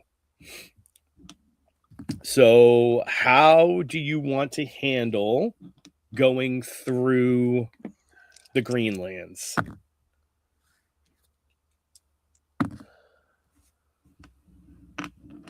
I mean, I'd make a beeline, I guess, right? Like if we've been through here before to under the bridge. Yep. Then, I assume we just go back the way that we came, right? The one that we know, the one that we're comfortable with, shortest distance. Mm-hmm. If Huxley's in front, that's his MO, right? Like he doesn't even say like it's this way, let's go, and just starts running. Nice. Yeah, I would think you just that mentality of let's keep going, let's not do anything out of the ordinary. Let's try to be. Let's just get done what we need to get done. I can imagine too, like once that bay opens and you guys start to you have the freedom to go, Huxley, who's normally like, oh, let everyone else go first, is like first out the door and is just like, boom, as like Smokey and Zuchy turn to each other like, okay. Like, absolutely. Let's just let the kid do what he's going to do. So yeah, you start running, following the old, service roads and everything that kind of cut all through this, winding your way through the woods. And why don't all of you go ahead and give me whatever makes sense for you. If it's a sense to get a handle of the area, think of what might potentially be around here, or a move to avoid any potential threats. But you come across an area in the woods that has these almost like small, if you didn't know any better, it almost looked like a mass grave, right? Like an impromptu graveyard, as there's a bunch of kind of small 1 to 2 foot tall hills just scattered all throughout this area.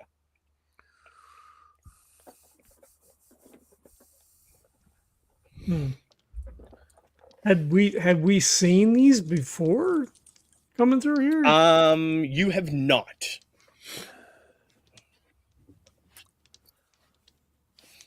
But at the same time, it's been a little bit since you've been in this area. It's been about a week or so, right? Couple days. Couple, yeah. Right. Everything is on a very more Oh, sure, yeah. truncated time scale. Right? Yeah, that's a good point. Because we went from Green Hills to under the bridge and then under the bridge to Ingram. Sure. And That's a good point. we're going into our third day since the meeting. So maybe going into our fourth day total. Yep. So I think Smokey would just be like, unless Santa Claus shows up, right? He's just like, oh, okay, bunch of masquerades, whatever. Keep it, he's just like, okay, we've been through some shit. I'm keeping an eye on Huxley, making sure he's all right. So I think he would just be, okay, well, we've got to get around this. So it would be like, move. Okay, well, what's the quickest way to get us back to under the bridge? He's not really paying attention to anything else around it other than we just need to get somewhere. And so I think that's what he would be focusing on. Sounds good. I just don't know if he's like paying enough attention for it to like register. Mm-hmm. And I'm not sure. Yeah, like I feel like Hux would just be moving. Yeah, I mean, it feels like a move thing for me. Like, oh, there's this thing in the way, not processing it. Like, oh, this looks like someone buried 100 bodies here. Yeah, right. And it looks like less than a dozen, right? Yeah, but still, like, that's significant. Yes. Yep. I don't think he clocks it as such. So I'm just going to roll a move just Sounds to good. make sure that I'm not tripping, falling down, whatever. The high is a 5.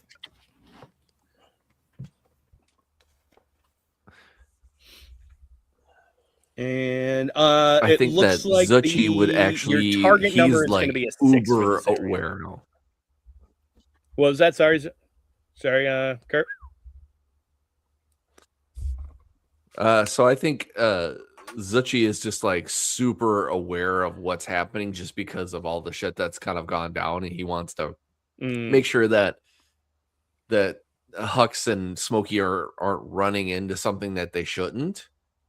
So I think he's gonna try to sense like if there's anything that he should be aware of, and just seeing if I can talk you into using my survivor expertise. Yeah, absolutely.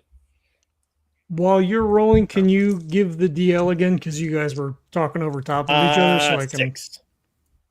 give us the whole spiel, like the DL for this area, because it's easier for me in editing. Oh, so the difficulty in this area, the GR, the I can't remember what it stands for. The general rating of this area is a 6. So your DL in that instance is going to be a 6. Thank you, sir. I got a 6. Oh, there you go.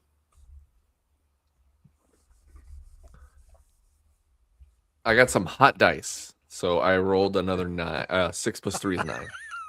Holy crap! There we go. And a 5. So we got a yes, just straight yes from Smokey.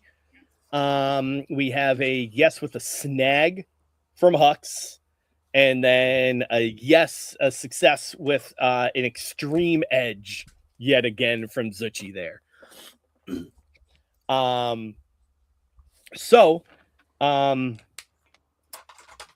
This area,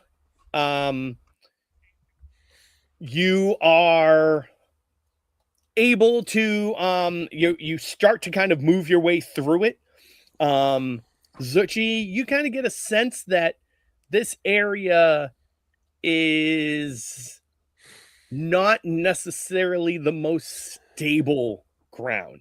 Like, so as you guys are kind of running up on it, right?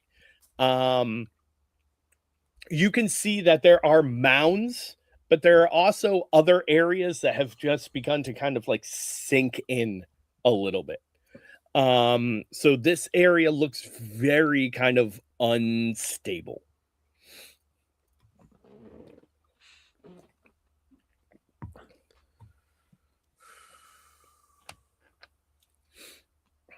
What happens And on my then- snag? Yeah. So the two of you are, so everybody is kind of able be with, kind of getting that sense of things. You're able to more accurately watch your footing and get through.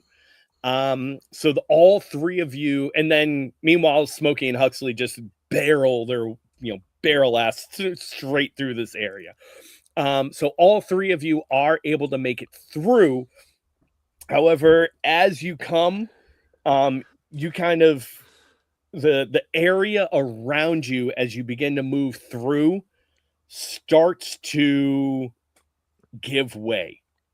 And you feel the entire ground around you kind of begin to soften and almost become like a giant sinkhole. But Zuchy, Oh. you have your extreme edge. What would you like to do with that? I think with that extreme edge, well, did you say it's around us or is it in front of us? I can't remember. It's Sorry, pretty I much the blanked out whole there. area that you're moving through right now. Where you see all of the hills, you're realizing that it's kind of like dug out ground all around you that's beginning to cave in from the three of you weighing down so much on The giant mimic. Okay. it. Yep. So I think what's gonna happen is I think that Zuchy's just gonna yell, "Follow me!" and then he's gonna find the appropriate path to get past this so they're not fumbling and falling into it. Yeah, that's beautiful.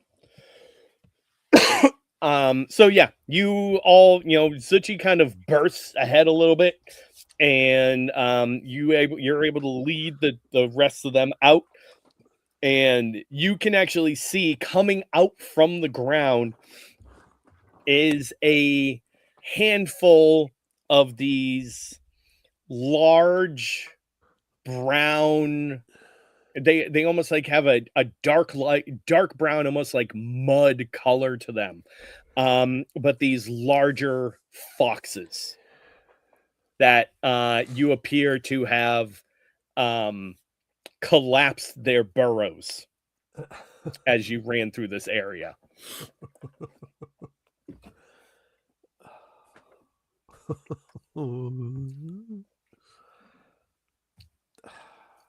And they all just kind of like scurry out from under the ground and begin to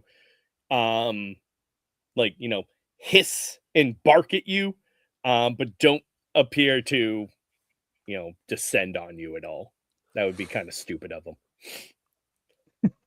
How big are like foxes aren't super like double the size of a normal fox? Like how big's a big? Not quite. They're Yeah. they're kind of like a smallish dog, right? Yeah. Like they're a yeah. medium, but they're still not huge.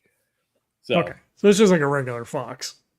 a little bit bigger than a regular fox, but not too much. But Okay. Yeah. they seem to have built up this whole system of tunnels and burrows and everything in this area. And then as the three of you moved over it, you basically weighed the entire, you basically caused the tremors to collapse this, massive, 50 or 60 foot wide area, just creating now this giant hole in the ground. Yeah. Yeah. Okay, so we played this back in the day, I'm gonna say, because it's been a while since we played. Zuchy actually knew some things about animals in this area. Yeah. Or in the world, basically. Could I boy, I'm trying to think. Use think to come up with a way to just howl or do something that would communicate with the fox, like I'm sorry, basically, kind of something like that. Like we didn't mean to impede on your home or whatever kind of thing. You know what? Sure. Like you probably studied like fought like wild animal calls and things like that, right? So like trying to almost Yeah. give like the all clear sign or something similar to that, like the passive call. Yeah, go ahead. So yeah, give me a think real quick. Okay.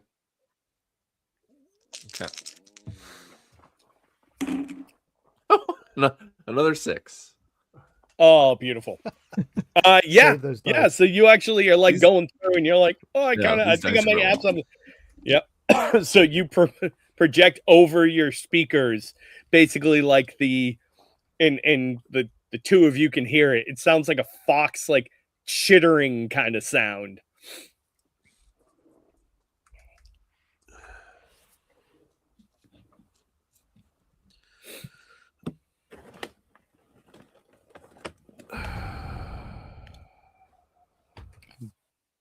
I guess we keep running, I guess. Wow. Yeah. No one says you're awesome. Thanks a lot, you jerks. I don't know that Huxley realizes that you're the one that's making the noises. Yeah. You're still beeline and you don't care. Yeah, he's got other stuff on his mind. Mm-hmm. I think Smokey will just, keep an eye on Huxley to make sure he's obviously he's just trudging ahead, making sure he's not going to walk into something else, right? Mm-hmm. And he'll notice. Well, I guess he would notice what Zuchy's doing, right? He's not that oblivious. He's not completely absorbed. But he would try to keep himself between where Zuchy's at and where Huxley's at, just to make sure, everything seems to be going all right. And just, try to get a bit further away if they're distracted, making sure they're not coming at us. Mm-hmm. As I said, they're little guys. They probably couldn't do much to you. So but all right, yeah. So you kind of make your way through the woods and eventually the opening the woods kind of clear up into the parking lot of the mega mall that you're super familiar with this area now, right? It's like it's like your normal weekly shopping trip that you make.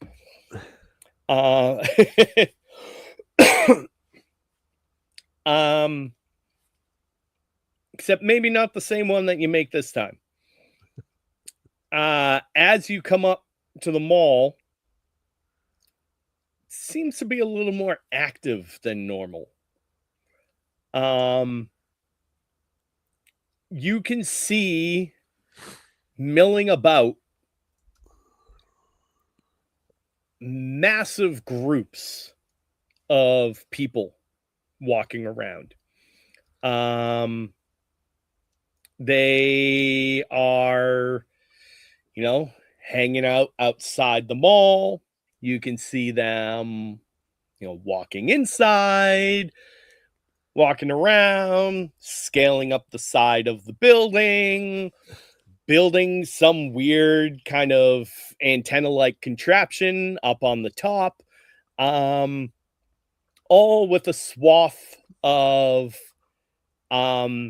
blinking blues and red lights just echoing throughout the exterior darkness of the mall, while the inside now is gleaming with a hazy yellowish orange light. Is there a sale at the mall today? It's a yellow light special.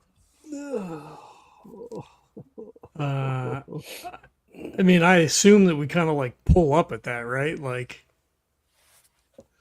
Yeah, I think even Huxley would notice that in his, distracted state. Yeah. Smokey just says, "Oh shit." What are they? Mhm. What are they doing? I don't. We've never seen that many before. Looks like they're making a don't- large beacon. Yeah, I was gonna say they look like they want to talk to somebody or get some bunch of people to talk to them. It looks like. How far is this from Ingram? Ish. Few miles, maybe a dozen. Is there anything? Are there any other structures that we're aware of that are closer or in the same?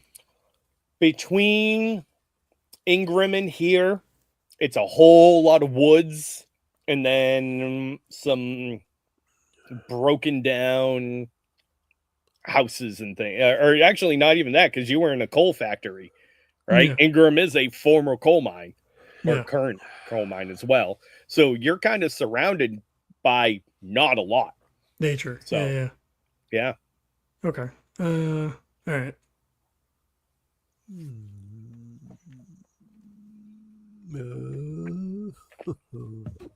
I mean, I guess there's nowhere for them to get closer, right? I mean, we're out in the middle of nowhere. I don't think there's anything we can do about this right now, other than getting away without being noticed. Mark down, the coordinates exactly. Not like we would have to, right? Because I'm sure we have this coordinate. It's Well, yeah, I'm it's pretty just- sure it's just Huxley the has mall. a few pins in this area. Yeah, exactly. Yeah, there's a few pins. Your most desired route or your most traveled route, right? I guess just put a big note next to that a whole bunch of weird shit's going on that's got to be investigated or resolved. Can we do like a quick count? Like, how many does this look like are out here? Impossible to count, but you can see hundreds. Yeah. Okay. That was Yeah. yeah. I was just gonna. It's not like 10. It's a shitload. No, it's a crap load. Yeah. Far more than you've ever seen. At least honestly, probably not only more than you've ever seen in a single area, but honestly, probably outside of the pit by Tazane, Mhm.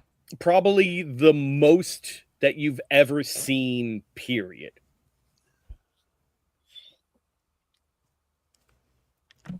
Do you think it's a change in their behavior?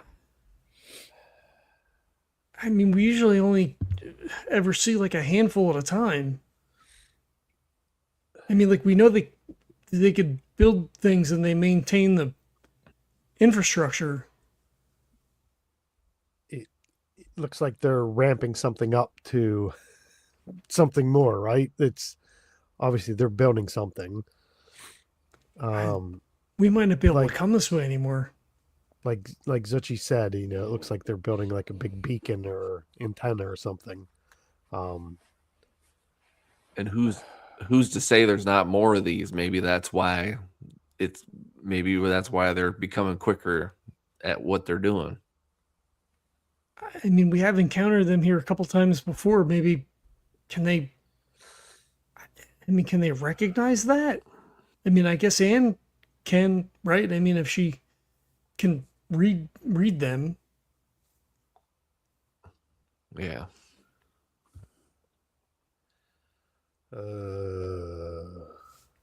We'll have to be more careful. Yeah, we've got to tell somebody about this. There's nothing we can do about this now, but maybe when we get to Dizane, maybe this is something we pass on. Maybe they can fill us in or come up with an idea. Because right now I'm at a loss other than just lighting this whole place on fire. But I don't know if we have enough to even do that at the moment. Yeah. Well, especially with us just 3 against hundreds, it's not gonna work. Yeah, I don't think we're armed up enough to do that. We can come back and take our frustration out on them later, but yeah, I think we need some more information or some more help or some more fuel if we want to take care of this. I mean, is there a way for us to get around without, we need to get the hell out of here as quick as we can. Well, I mean, if we're you don't not- want to go through this area, you can always go around either to the north or the south. It'll add an extra cycle, but it'll be far safer, hopefully. Yeah, theory. I'll pull up the map and see, have we passed through either the north or the south? Or are there any notes in the system, based on that? Yeah. So you haven't been to the north or the south? Right. We've gone through them all. You've only ever gone through them all. However, you do know that to the north is basically more greenlands, more what used to be, like public park, that kind of stuff.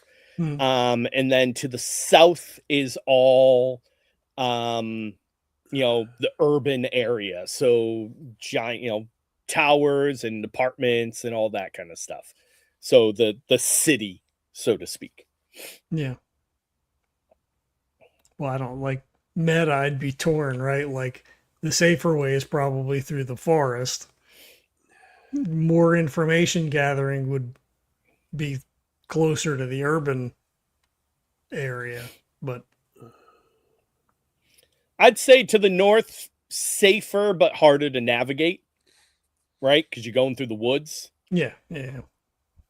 To the south, probably a little easier to navigate because it's the city, so there's streets and things. But yeah, potentially more things to run into or obstacles to come across.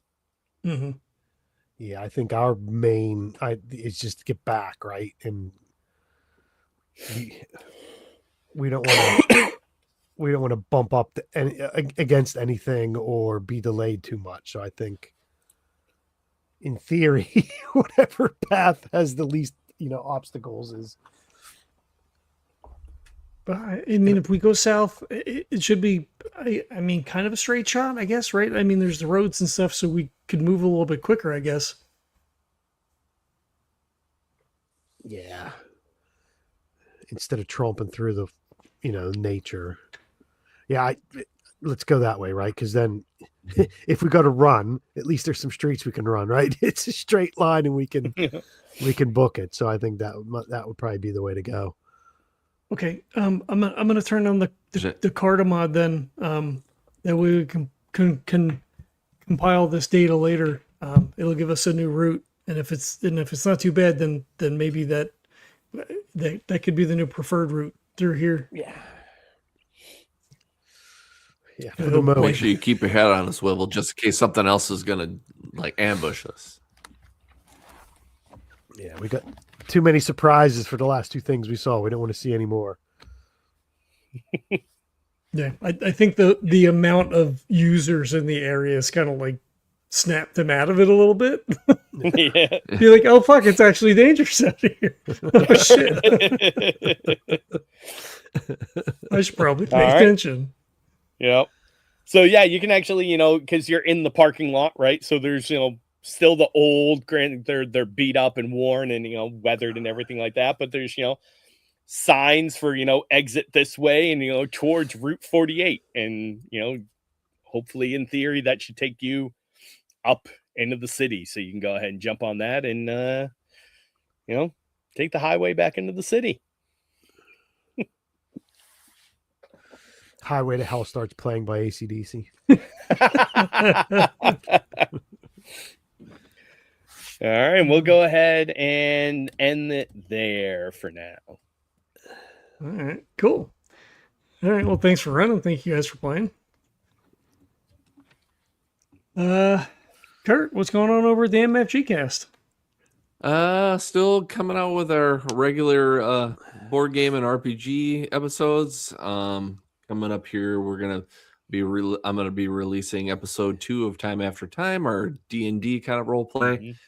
And then always have our campaign of the Core Noir, which is another core game that we played a while ago, but we're still releasing. It's coming finishing that up.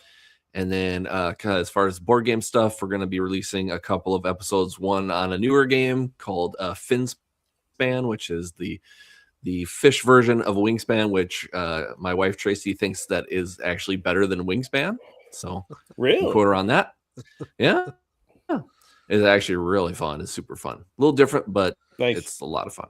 And then an old favorite, Champions of Midgard. So yeah, got some stuff on the horizon. So check it out.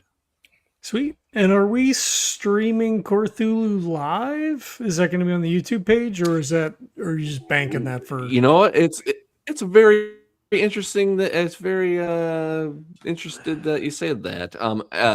We're gonna do a session 0. I don't think I'm gonna release that just because I don't know if anybody's gonna want to watch that, but maybe I'll get talked into that. But then as far as the regular episodes go, yeah, I think I would like to stream it live on our YouTube. So if you're not a part of our YouTube channel, make sure you subscribe and then like everything else before you even watched it, and then watch this when it comes. Watch the Cthulhu when it comes up. Smash the like button, hit the subscribe. That's right. That's right. Tell your mom, tell your grandma, tell your next door neighbor. Nice. All right, Kevin, what about you? What you got going on? What do you anything to plug, share, mention? Go watch the NHL playoffs. That's what I'll be doing tomorrow. You and me both.